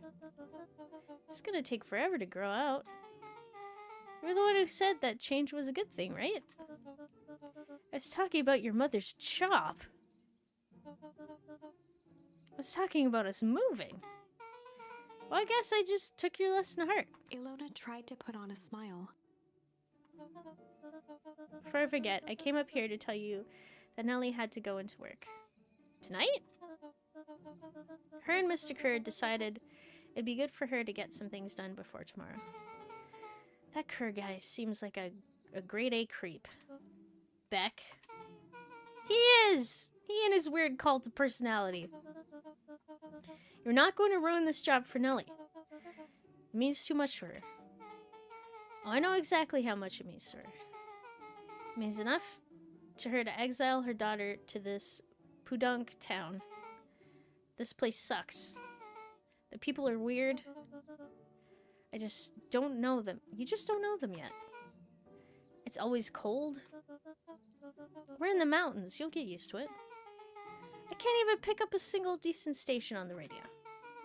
It's all banjo music and farm reports. I grew up in a town not that different from this one. Is that why you're better at talking to plants than people? Okay. So here's what we're gonna do. First of all, you're grounded. What? In the morning, I'll have Nellie come and see what we can do about fixing your hair. You need to look presentable for the festival. But not another peep. She sighed, and after a moment, looked down at Beck sympathetically. I know moving is hard, honey. But that doesn't mean you have to make yourself miserable all the time. Other people seem to have that covered for me. Oh, and if you decide to rebel by dyeing your hair more... She flashed a sly grin and tousled Beck's hair. I'll just shave it off for you. Think of how rebellious you'll look then. Very funny. Thank you. Good night, sweetie. Good night, Mom. Wait. First of all, this town does not suck. Second, you need help because you got grounded? No. I'm sorry you got in trouble. It's my fault your hair got screwed up in the first place. Don't worry about it. I actually kind of like this look. Great. Can we get back to the story now? Next part is the important bit. I have this radio I upgraded with my mom, and I was too angry to sleep. So I tried to dial in something worth listening to. Uh-oh. Mr. Kerr, are you there? Mr. Kerr? Yes, I'm busy. What is it? Apologies, I have the founder on the line. Patch him through immediately. One moment. Hello, sir. It's nice to hear from you. Skip the pleasantries. What's your report on our new lead research of deep engineering? Nellie Modwell? Modwell seems to be integrating nicely. At this moment, she's working to help us meet our deadline. She offered to work overtime before I even had a chance to suggest it. Excellent. And you have faith that she's capable of finishing the work left by her predecessor? Her work must be complete before the festival. I'll make sure she stay a night until it's accomplished. Good. You know how I feel about those loose ends. Yes, sir. Once she has finished the work, we need to make a... Wait. We need to make a determination regarding her? Long-term prospects in the company. Immediately, sir? I usually have more time to fully bring people into the fold. We are in the endgame, Bill. After your failures with Dr. Prescott, I can't afford to take any risks. Of course, sir. No loose ends, sir. Once she finishes the work, she will either leave the office completely committed to Perennial Harvest, or she won't leave at all. Okay, we're killing people now. Wait, hope it's paid overtime. Nope. Perfect. Sir, if I might suggest, maybe we should delay just for a bit. Oh. It's just, we seem to be rushing to hit this festival deadline. And rushing into things has caused some issues in the past. I see. Please understand that I just want what's best for you. I'm eternally grateful for all that you've done for me. Bill, I'll make this very clear for you. I brought you in to make things run smoothly. Not to have opinions. Of course, sir. Chin up, Bill. You only have a few days away from having everything you ever dreamed of. Yes, sir. Thank you, sir. Whoa. Yeah. Just so we're clear, when they said loose ends, they were talking about murder, right? Like actually killing someone? Capital murder? Luca gave Rollo a quick elbow to the ribs. No, Rollo. Who's his founder? I was hoping you guys would know. Now, as far as we know, Kerr is the top banana at Perennial Harvest. He sounded scared of this founder guy. So we have an even topper banana on the field. What the hell is my mom caught up in? Has she talked about the job much? Not really. She said she was going to come in and continue the work of someone she respected. Luca, do you think that body at the warehouse was the person Beck's mom came to replace? That would make sense. Beck, it seems like Nellie's predecessor got loose-ended. I'm getting that impression. Okay, so we need to get your mom out of there before the festival happens. That's 2 days away. Won't she just come home after work? The creeper on the radio said they were going to hold her there until then. If she's not coming out, we gotta go in and get her. Beck flicked a large sheet of paper out of her pocket and slammed it on the floor. Maybe this will help. You got blueprints? Well, it's really just a welcome map from my mom's PH orientation day, but it shows the layout. Sure looks like a blueprint to me. Look, here's the reception area. There's a big room marked Founder's Office. It even has the exits marked. Guys. We have a deadline. We have an objective. We have blueprints. You realize what this is, right? Rollo started to wiggle with excitement. Oh my god. I think we're heisting. Oh, heist! Yeah! This is officially a heist. Chapter 6. The Heist. They spent the night's end huddled around that small map, formulating a plan to infiltrate the headquarters of Perennial Harvest. It would be no small feat. A modern facility equipped with all manner of technology, not to mention the swarm of clipboards that would most certainly be scattered throughout. By the time the sun began to peek through the car window used as a makeshift balcony door, all were in agreement. This could just work. Woo! The final day before the festival would be used to prepare. It's payday, fellas. Oh, jeez. They'd need to pool every resource at their disposal, pull every favor with a thread. Even enlist some unsavory characters around town with important tasks only they were suited for. Luckily, there was enough ill will and mistrust toward Perennial Harvest that alliances could be found at a bargain. Luca, Beck, and Rollo rubbed their eyes as they exited the treehouse. They hadn't slept at all that night. There was no time. The festival was to begin in 1 day, and they each had their assignments. Did no one notice that they were gone? Alright, quick recap. Rolo, you're gonna talk to Roxy. Cordially? Without her and Fitz, this whole thing could go bust. Me? Cordial is my middle name. Uh-huh. And how do you plan to explain your He new waved vaguely at Rolo's sizable figure. circumstances? Bah, she'll be so happy I'm alive she won't even notice. Beck snorted an involuntary giggle. And Beck, you're sure Ilona won't just shoot this whole thing down when she hears it? She'll listen. Once she understands the danger Nellie's in, the danger we're all in, the plan will make sense. Okay, that leaves me with Jeff, then Iggy. How are you gonna persuade them? I'll think of something. They each looked at each other with sleepy confidence and nodded. Well, Godspeed.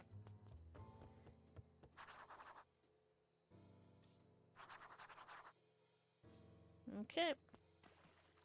Let's go find people. Hello. Oh, okay. It's just getting covered in stuff. Oh, I refuse to talk to you, mister.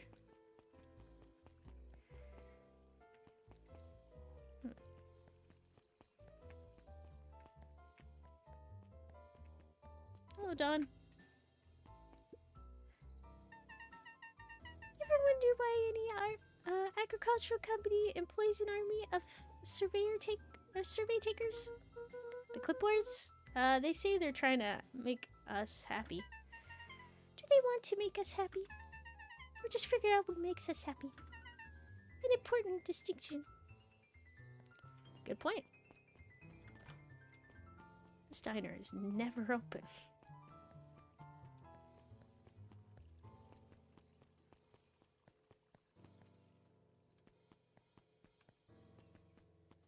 Okay, nothing.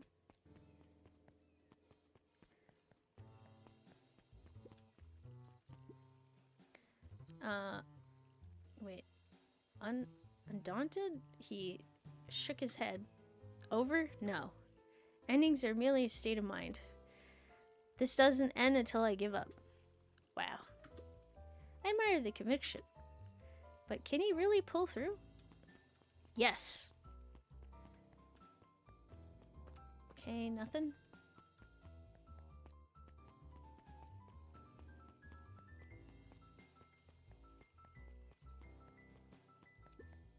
Jeff! Hey, Jeff. What can I do for you? Well, I know how much you hate perennial harvest. Hate's a strong word. Oh, sorry, I didn't say it was the wrong word. Gotcha. So we're gonna break into their headquarters, and I thought you might be able to help. Jeff wheezed out a long snicker. You see, I knew you kids were alright. Great, so you'll help? The joy in Jeff's face drained instantly. Not a chance. But give me one good reason I should risk my hide aiding and abetting you rascals. Looking into the sullen eyes of his would-be accomplice, Luca blurted out the first word that came to mind.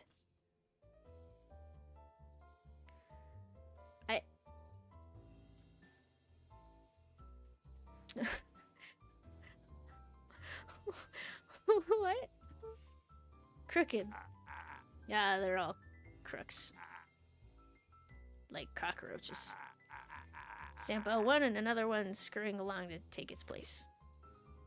Okay, is that not it? Luca wasn't ready to give up so easily. He shouted out again. Fight? I've done enough fighting for a lifetime and more than my share of losing. Time's come to hang up the gloves. Okay. Shit? Yeah, it's all shit. Still ain't helping. Ain't that some shit? Heh. Okay. Junk? Yeah, what of it? Sonny, I've got more junk than a king has copper. Ain't interested. Okay. Hide? Jeff's brow perked up. Wait, really? What'd you say? Go ahead and hide then. Sensing some traction, Luca carried on with vigor. Let a bunch of kids do what needs to be done. We're not afraid. Jeff's scowl faded with a sigh. Say what you will about old Jeff, and they all do. But you never hear him say, I hide from nothing. One good stomp of the foot was all Jeff needed to drive his point home. Okay, this is... When I was a kid, always appreciated those adults who would talk to me like a person and not like a kid. Yeah. What was it you kids needed? Some sort of disguise. I've got just the thing. And while we're at it, that crate would come in handy. This ain't gonna be free, you know? I'm thinking 5 bags of sour gobs should cover it. Put it on my tab. Luca offered out his open hand to seal the deal. With a firm and dusty grip, Jeff reciprocated. Done. Swing by first thing in the morning. Yay! We did it! Alright. Now to find Iggy? No, I didn't think so. Drugstore? Nope. Iggy hanging around? Good guy. Wait, Geoff? What? Yeah, kids are just people. They're people who don't know a lot about the world, but that's true for a lot of people. Children in adult bodies. Hey, Tish. Look who it is. Luca, are you here to try to tickle us to death again? Look, just hear me out. Iggy raised an eyebrow suspiciously. We're listening. Iggy, I know we've both been giant bags of shit to each other. Iggy gave a reluctant shrug. You're not wrong. But lately, life has been kinda hard, strange, crooked. All these words work. Hard, I guess. I'm sorry, Iggy, I forgot what you looked like when not horribly mangled. Hard, you know? Hard. Yeah, well, life's always hard. Get over it. We ain't interested. Okay, let's try that again. Luca knew they'd need Iggy and Tish to pull this off. He tried again. Bags of shit. Iggy gave a reluctant shrug. Okay. Not wrong. Has been kind of strange. Strange, you know? Iggy considered the point. Okay, that might be it. Things have been weird around here. So I'm offering a truce and asking for your help. What do you say we break? I feel like break is the way to go. Break our hostilities, at least for now. We do like breaking things. I knew you would, even if a truce means less breaking things. What if I told you there was a way to have a truce and break stuff? Go on. I need you to cause a distraction so I can sneak into Perennial Harvest HQ. A wild-eyed grin spread across Iggy's face. My, Luca Van Horn, I'm impressed.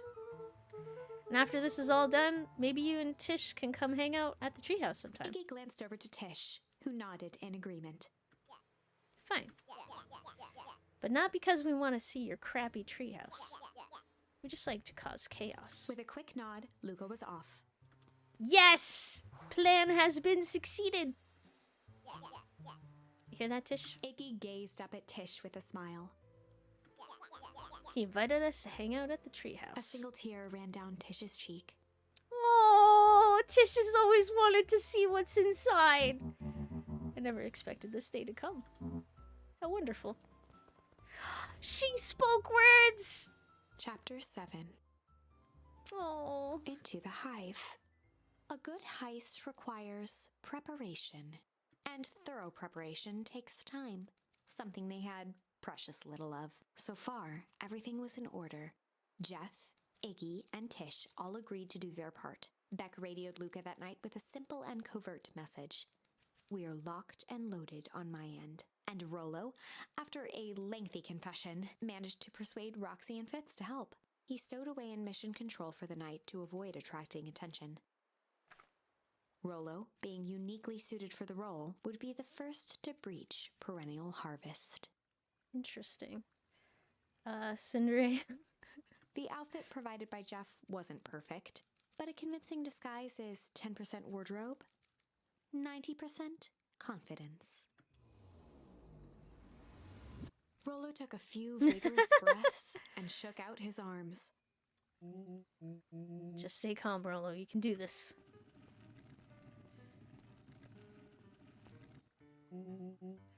Got your delivery here.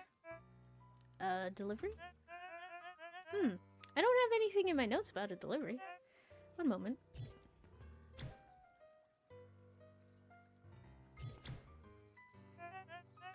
I'm so sorry. There's no such delivery scheduled for this morning. Right. He had to think quick. That's because this goes directly to the founder. He asked us to be kept a secret. Rollo sighed, adjusting his tool belt. You know how the founder can be. Suppose we can leave this one off the records? Yeah. Our harvest awaits and such. With a stroke of his mustache, Rollo proceeded into the Perennial Harvest headquarters. Oh my god, it worked. Our harvest awaits. Package here for the founder? Oh, I didn't hear anything about... Yeah, this is a need-to-know kind of thing. Oh, I'll just check. He stammered and flipped through the pages of his clipboard. This goes directly to the founder. I don't have time to fill you in. Oh, I see. If you could just complete this form. Rollo interrupted with urgency in his voice. Every time with the forms! Look, if you want to explain to the founder why I'm late, well, it's your funeral. I'm sorry. What did you say your name was again? I'm... Rollo panicked. Our harvest awaits. Sir? This is a restricted area. Excuse me, sir. Our harvest awaits. Oh no. Oh no. Ready to light this candle, Tish? Yep. Suck on this, Perennial Hamfest.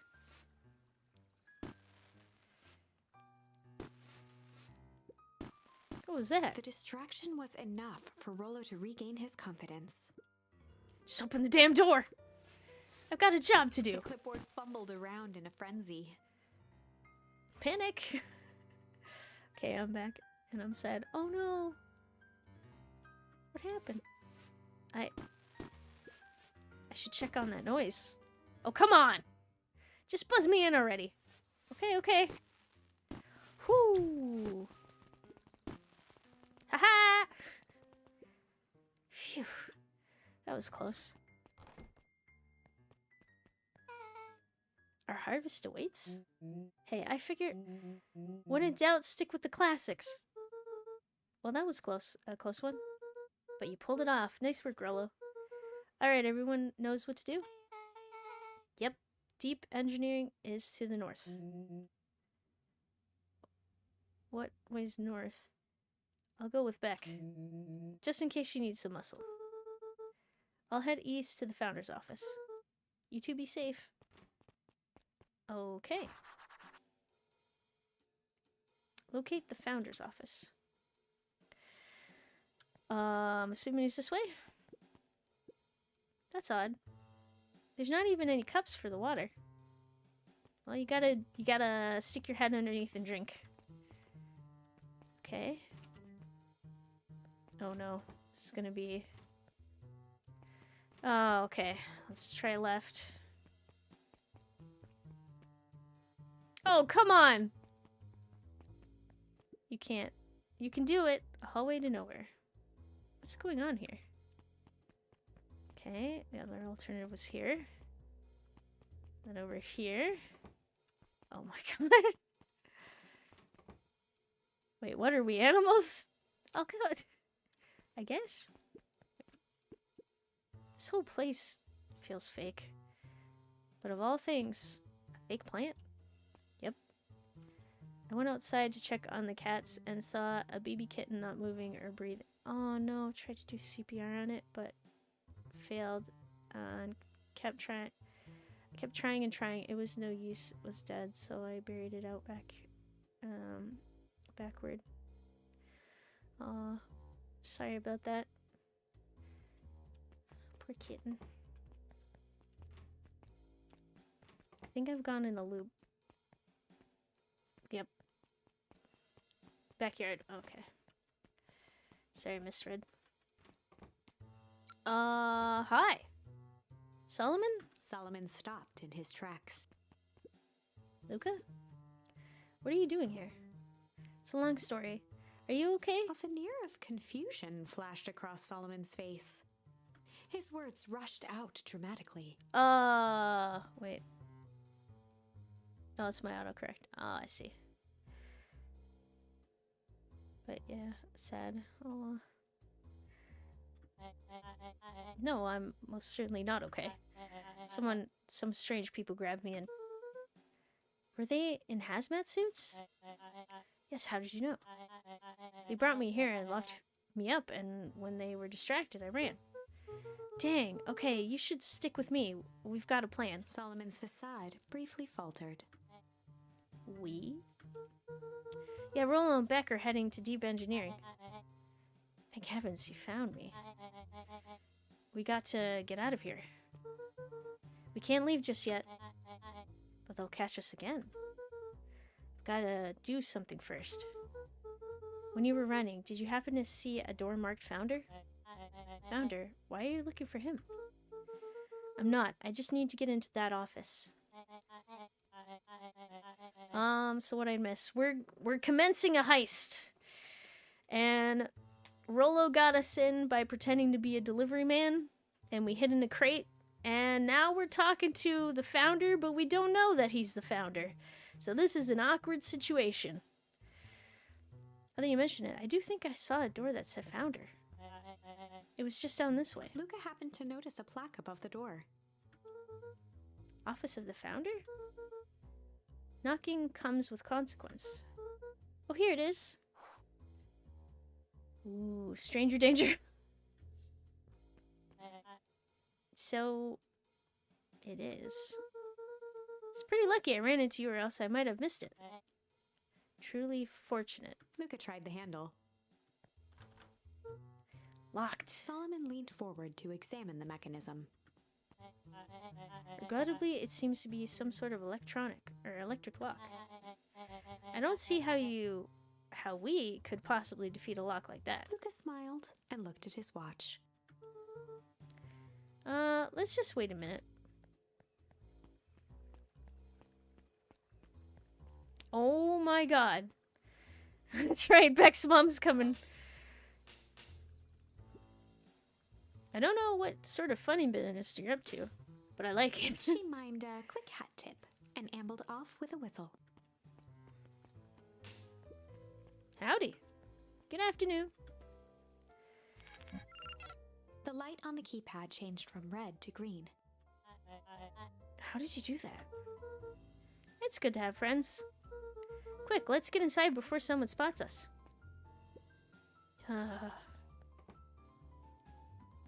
Luca switched on his walkie-talkie. Rollo, I'm in. As expected, there's a control panel. Great timing.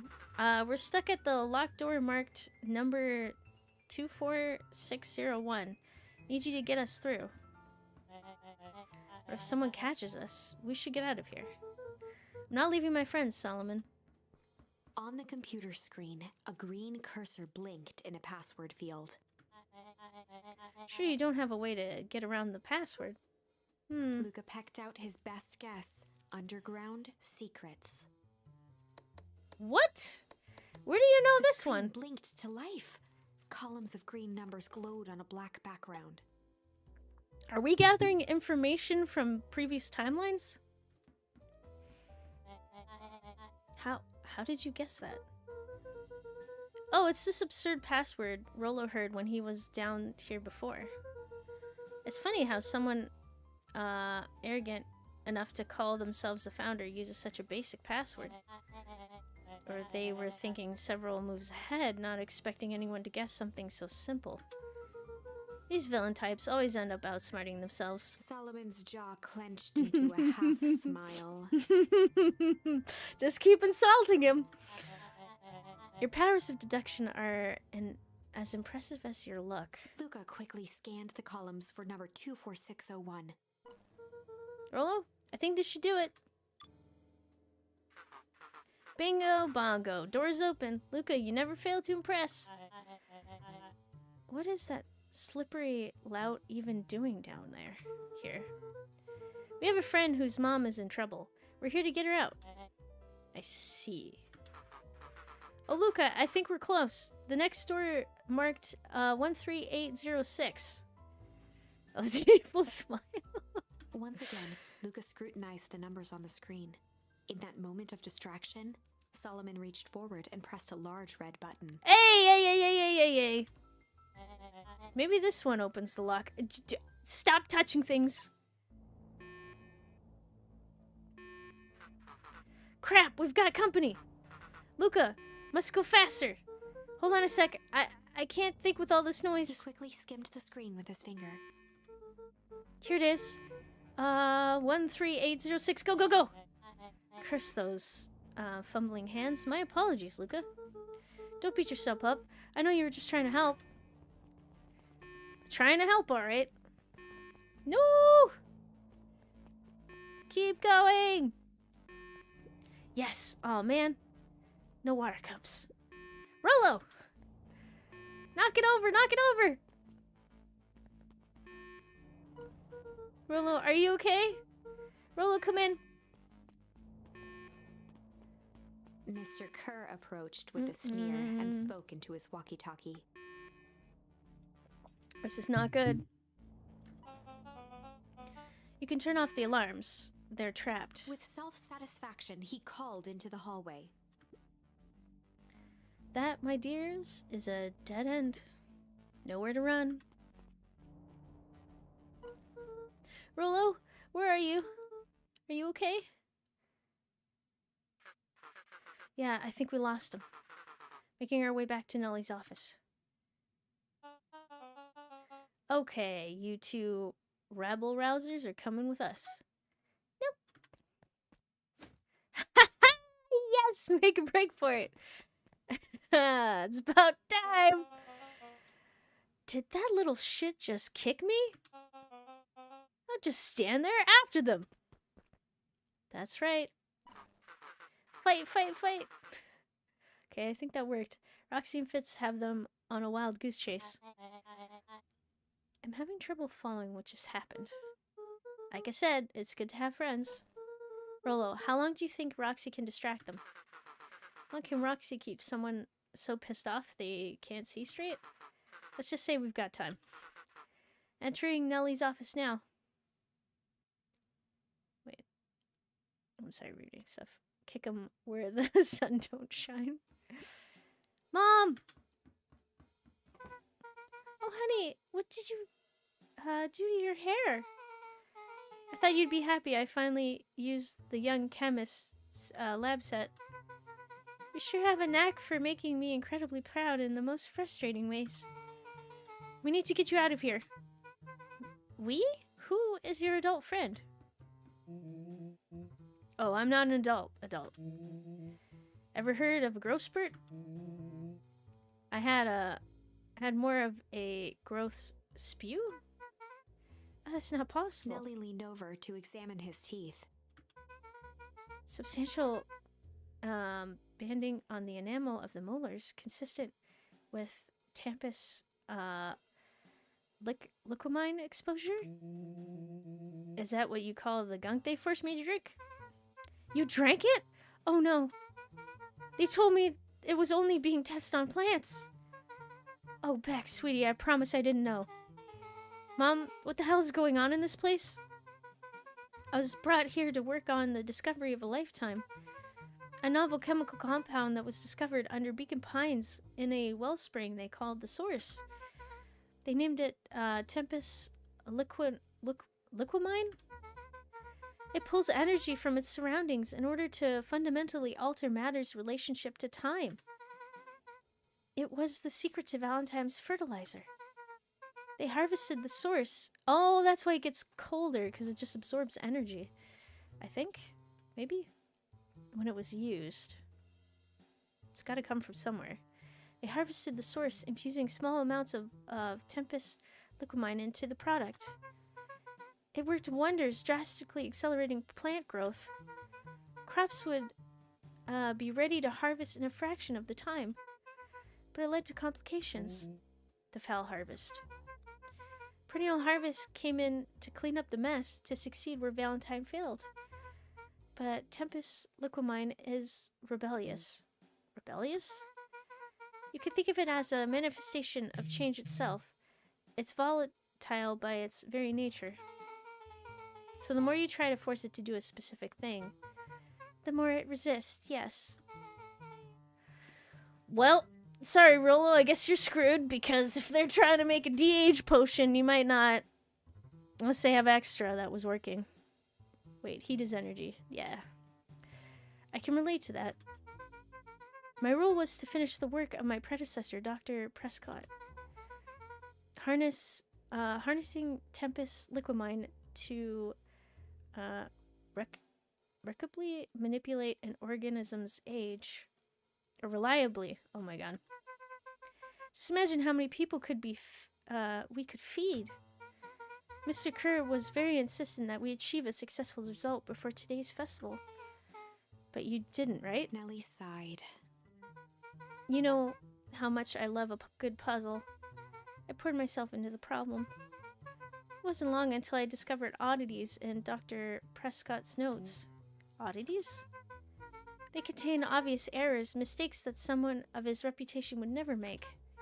So I fixed them, and now I get to replace my entire wardrobe. I really am truly sorry. Those old clothes were all hand-me-downs anyway. Sounds like Dr. Prescott figured it out, got cold feet, and intentionally sabotaged his own work. I had considered that possibility. I've sent a letter asking him to clarify his thinking. Well, where did you get the cue from? I don't know. Mom, Dr. Prescott is dead. Kerr had him killed. What? I overheard them talking about it on the radio. That's why we gotta get you out of here. Like now. Wait, the vial. I finally solved the chemical equation, allowing direct control of aging. Mr. Kerr picked up just before you came. All the more reason we gotta hightail it. Look, we got Dr. Modwell heading your way now. Roger that. Be careful. Alright, everything's on track. And what is your plan for escape? We'll go over everything when they get here. In the meantime, maybe we can dig up some more info? Oh, sorry, I've got a bunch of... What the heck? Okay, I'm just gonna make some adjustments here. Okay. In the meantime, maybe we could dig up some more info? Okay, what do we got? Let's see. What else this bad boy has on it? Security system. Time card logs. Payroll? You know, for being so evil, this guy sure is boring. Solomon muttered inaudibly. Just you wait. Huh? Oh, nothing. We like to hear your thoughts. Wait, what? Oh, yeah. We like to hear your thoughts. Tugged on each of the cabinets. Heard in the distance. We're in trouble. Dang, this must be the good stuff. They're all locked. Perhaps he's not as careless as you suspected. Okay. What about this section? Malice 80 proof whiskey. A hard drink for a hard man. Wow, even his alcohol is arrogant. Solomon once again muttered under his breath. I should just smother you right now. What's that? I said I shouldn't bother you right now. Don't be silly. You're no bother at all. Alright, time for the desk. Looks like the founder has been keeping Kerr... looks like the founder was helping Kerr plan the festival. Why would such a secretive leader be obsessed with a party? Well, we know why. Wonder if you can put the founder in a blender or in a closet. What? Only time will tell. Luca held his hand up to the ashtray. Still warm. Must have been in here recently.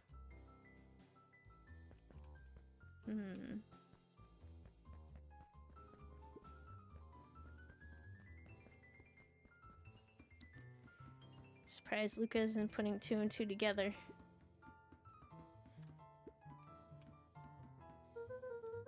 I'm really sorry you got dragged in this mess, Solomon. You didn't warn about me. Kid was smoking? I mean, yeah, I guess so. He's got baby lungs now, and he can live forever. Although, if you de-age yourself with cancer in your body, does it go away? Why would E be obsessed with VHS? Wait, what? Only you know, E, not the timeline characters know. Oh, that is true. We're gonna get you out of this, I promise. With a subtle, quivering lip, a smile crawled across Solomon's face. They heard the trampling of frantic footsteps from the hallway. Lock it, lock it, lock it, lock it! Whoo! I don't think that's how that worked. Yep. That was close. When we left Nellie's office, it was swimming with clipboards. We barely got away. Did they follow you? Oh, yeah. Rollo. Before we start tossing blame around. Is it possible someone ordered pizza? We'd love to hear your thoughts. No! We're screwed. Definitely not pizza. What now? Don't look at me. I'm officially retiring from the heisting business. We're so sorry for the inconvenience. We just have a few quick questions. Just let me think. Can someone watch the door? Of course. No! Not the small child! Or the small evil founder. Pizza delivery. Everyone else, huddle up. Oops! I think this little caper has gone on long enough. Solomon, no! Hush now, child. The adults are speaking. Dr. Modwell, a brief reintroduction is in order. We've never met in person, but we have corresponded. You see, it was I who hired you. Solomon, the pathetic orphan child. The powerful, enigmatic founder. Sharper, the fallen progenitor who created this town. Perennial harvest, Valentine fertilizer. All connected by a single thread. Yours truly. But that's... Her eyes searched the floor in thought. Yep. Also want to know about our Lord and Savior. Wait, Lightning McQueen. Solomon watched eagerly, waiting for the flicker of epiphany. So hi, Skill Chen, how you doing? Small... Yep. Does he lead to the... Wait. Does he lead to the door to darkness? You know, I'm starting to wonder. With a sickened look, she peered into his soul. Ha, yes, now you've got it. Tempest Liquimine, you discovered how to reverse the process? Solomon clapped with genuine delight. Very good, Dr. Modwell. Very good. Though the discovery was... wasn't intentional. Solomon glanced down, examining his youthful form. And the effects went a little too far for my taste.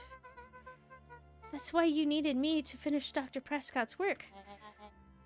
Which you did admirably.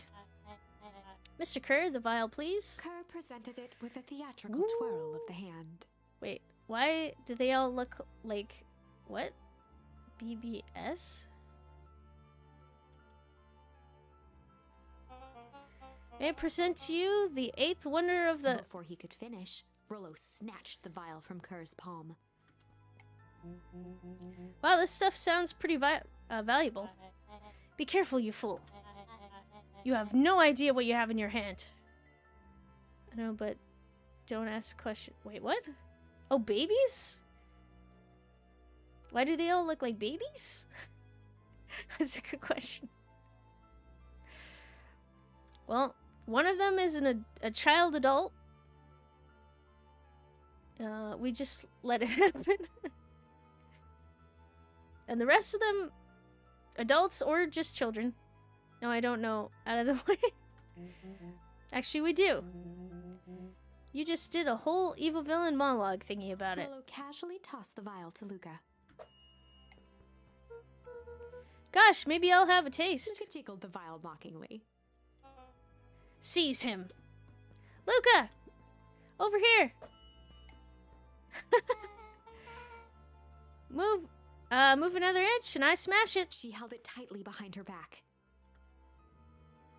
Solomon sighed, speaking in crisp, measured syllables. Oh boy. You have no plan. I'll smash it, I swear. Fine. Risk killing us all. Or, if you're lucky, nothing happens. Then what? We capture you and grant you much less leniency. He pursed his lips with feigned sincerity. But I give you my word, if you hand it over now, none of you will be harmed. A deep uncertainty washed over Beck. Yeah, about that, I don't believe you. Throw it! Throw it at him! You're a smart girl, Beck. There's no shame in being outwitted by someone smarter than you. We both know there is only one way this ends. She looked to Nellie shakily. With a dispirited nod, Nellie sighed in defeat. Beck slowly approached Solomon. Throw it at him! Throw it at him! That's a good girl. Fastball of the glass. Beck, don't do it! We can't trust that jerk. I'm sorry, he's right. With apprehension, Beck conceded. No! Solomon pocketed the vial and brushed off his shoulder with a sharp flick. Mr. Kerr, you have allowed yourself to be humiliated by a group of children. Report to my office tomorrow for a performance review. The blood drained from Kerr's face. Think fast, chuckle nuts. What? Of course, sir. But first, you have a speech to make. Trot out there and give me the introduction I deserve. And don't forget to smile. Yes, sir. Come on, sleight of hand, Beck. Oh, I hope so. And to think all of this is thanks to the efforts of Mr. Van Horn. I don't understand. How is this all because of me? Ha, I said Mr. Van Horn, silly child. Dr. Walt Van Horn. Your father was always a thorn in my side. I offered him an opportunity to be part of something great. But the fool was blinded by righteousness. He even broke into my laboratory in an attempt to sabotage my work. Solomon shook his head with gratification. But the universe has a funny way of correcting course. By meddling with a force he didn't understand, Walt showed me its true potential. As fate would have it, Luca, your father's dying act was to grant me eternal life. A muffled applause resonated faintly through the walls. Well. Wait, I think you might be onto something there. Wait, what? Oh, the sleight of hand. Well, that's my cue. After the festivities and my subsequent ascension, I will return to deal with you. Until then, I suggest you use this time to reflect on the magnitude of your failure. You three keep post outside the door. Well, yeah, she might have switched it. It did say that specifically that it was behind her back. Like before she walked over. Wait, I'm coping? Wait, you never gave Chad eternal life. I'm sorry. Well, crap. He's like 3'9". Just kick his little chins. I can't believe Beck sold us out like that. I'm not sure she had any other choice. So what now? What's the plan? I don't have one. Of course you do. You always have a plan. Rolo, you just need some time. Rolo, it's over. You lost. Nellie was staring at the floor, deep in thought. Sparta, kick it off. Wait, don't you dare give me eternal life. Wait, you don't want eternal? Nellie was staring at the floor, deep in thought. Sorry, Luca gave me a minute. Sorry, Luca, give me a minute to calm my mind. Okay, Beck. Hey. I'm sorry, Luca. I did what I had to do. I know, it's just we were so close. I got a feeling that eventually Solomon will get what's coming to him. Time wounds all heals? Well, time seems like less of an issue for him right now. You there, the Teds, may you live forever. Wait. I think I misread that. Look, there's something you should know. After Mr. Kerr locked me in the office, I had nothing but time and curiosity. I poked around a bit, hoping to find a means of escape, but I found something else. A note hidden in a false drawer. What sort of note? Dr. Prescott must have sensed his time at Perennial Harvest was growing short. So he left behind a letter with the hope it would be found by his successor. It was a confession of sorts. He left it for me, but its contents... Look, I think they were meant for you. Why, what did it say? It's about an incident with your mother. Dr. Prescott found her in his lab with a stolen key card. There was an accident. She had been exposed to extreme amounts of Tempus liquamine. The color dropped from Luca's face. She survived. Dr. Prescott decided to help her recover. He no longer trusted Perennial Harvest, so he kept her whereabouts a secret. Wait, what? Over time, your mother led him to reconsider the purpose of scientific discovery. Science is often at the vanguard of chance, but that doesn't mean it's always right. Okay, so predecessor was helping out. Okay, that's kind of good. Oh wait, oh boy, now we getting into his mother. Wait, what? Wait, you thinking what I'm thinking? What are we thinking? A complete immorality kind of sucks. Or immortality. Oh my god, I can't read. Complete immortality kind of sucks, yeah. He realized that no one should have control over something as powerful as time itself. I now believe that's why he began to intentionally sabotage his own work. And it cost him his life. That's a reasonable conclusion. Luca was overwhelmed with emotion. But if she's alive, where has she been? Where is she now? A sudden explosion sounded from the hull. Grandma! Wait. Wave signal not connecting? You thinking when wait, hold on. Is Grandma coming to help? Uh-oh. Chapter 8. Comeuppance. Okay. So that is my alarm. So I think I'll stop it here. Till next time. I don't... Why is only the narrator voiced by a person? That's a good question. I don't know. Why must leave us here? Well, I don't know how long this is gonna keep going. No, think aging fluid? Oh, you mean like the aging fluid and the...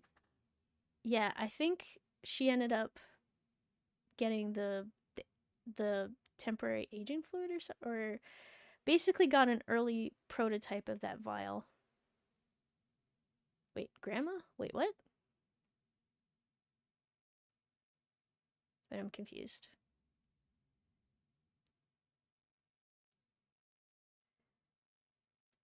Sorry, slightly confused. Alright, so for now, we'll continue next week. Wait, why not age her back with younger fluid? I hope we can do that. If we get the happy ending, maybe? Alright, so I'll place out my schedule. So I stream from Fridays to... Wait, oh my god. I stream regularly from Fridays to Mondays, 2 times each week. Today is Monday. So, in about 4 hours from now, I'll be playing Home Safety Hotline. Next Friday, some Final Fantasy VII and The Long Dark. If we finish Home Safety Hotline early this Monday, we'll continue with Sam and Max, The Devil's Playhouse. On Friday, if we finish The Long Dark early for the evening stream, we'll continue with Dave the Diver. Wait, good. I'm sorry, I'm tripping. Man, I don't want to completely spell it out. All right, well, we'll worry about it next time. Wait, variants, new developments this afternoon. See me. All right, Sam Max. Right. Oh, yeah, home safety. Yeah. All right. So then on Saturday, some Project Zomboid and Omari, some Hitman and more Omari on Sunday, and then more Beacon Pines. And I'm assuming we'll probably finish by then, so we'll play some Phoenix Wright, Ace Attorney, Trials and Tribulations. So I think that's it. So thank you so much for coming. Hope you have a great rest of your day. Hope to see you again. Alrighty.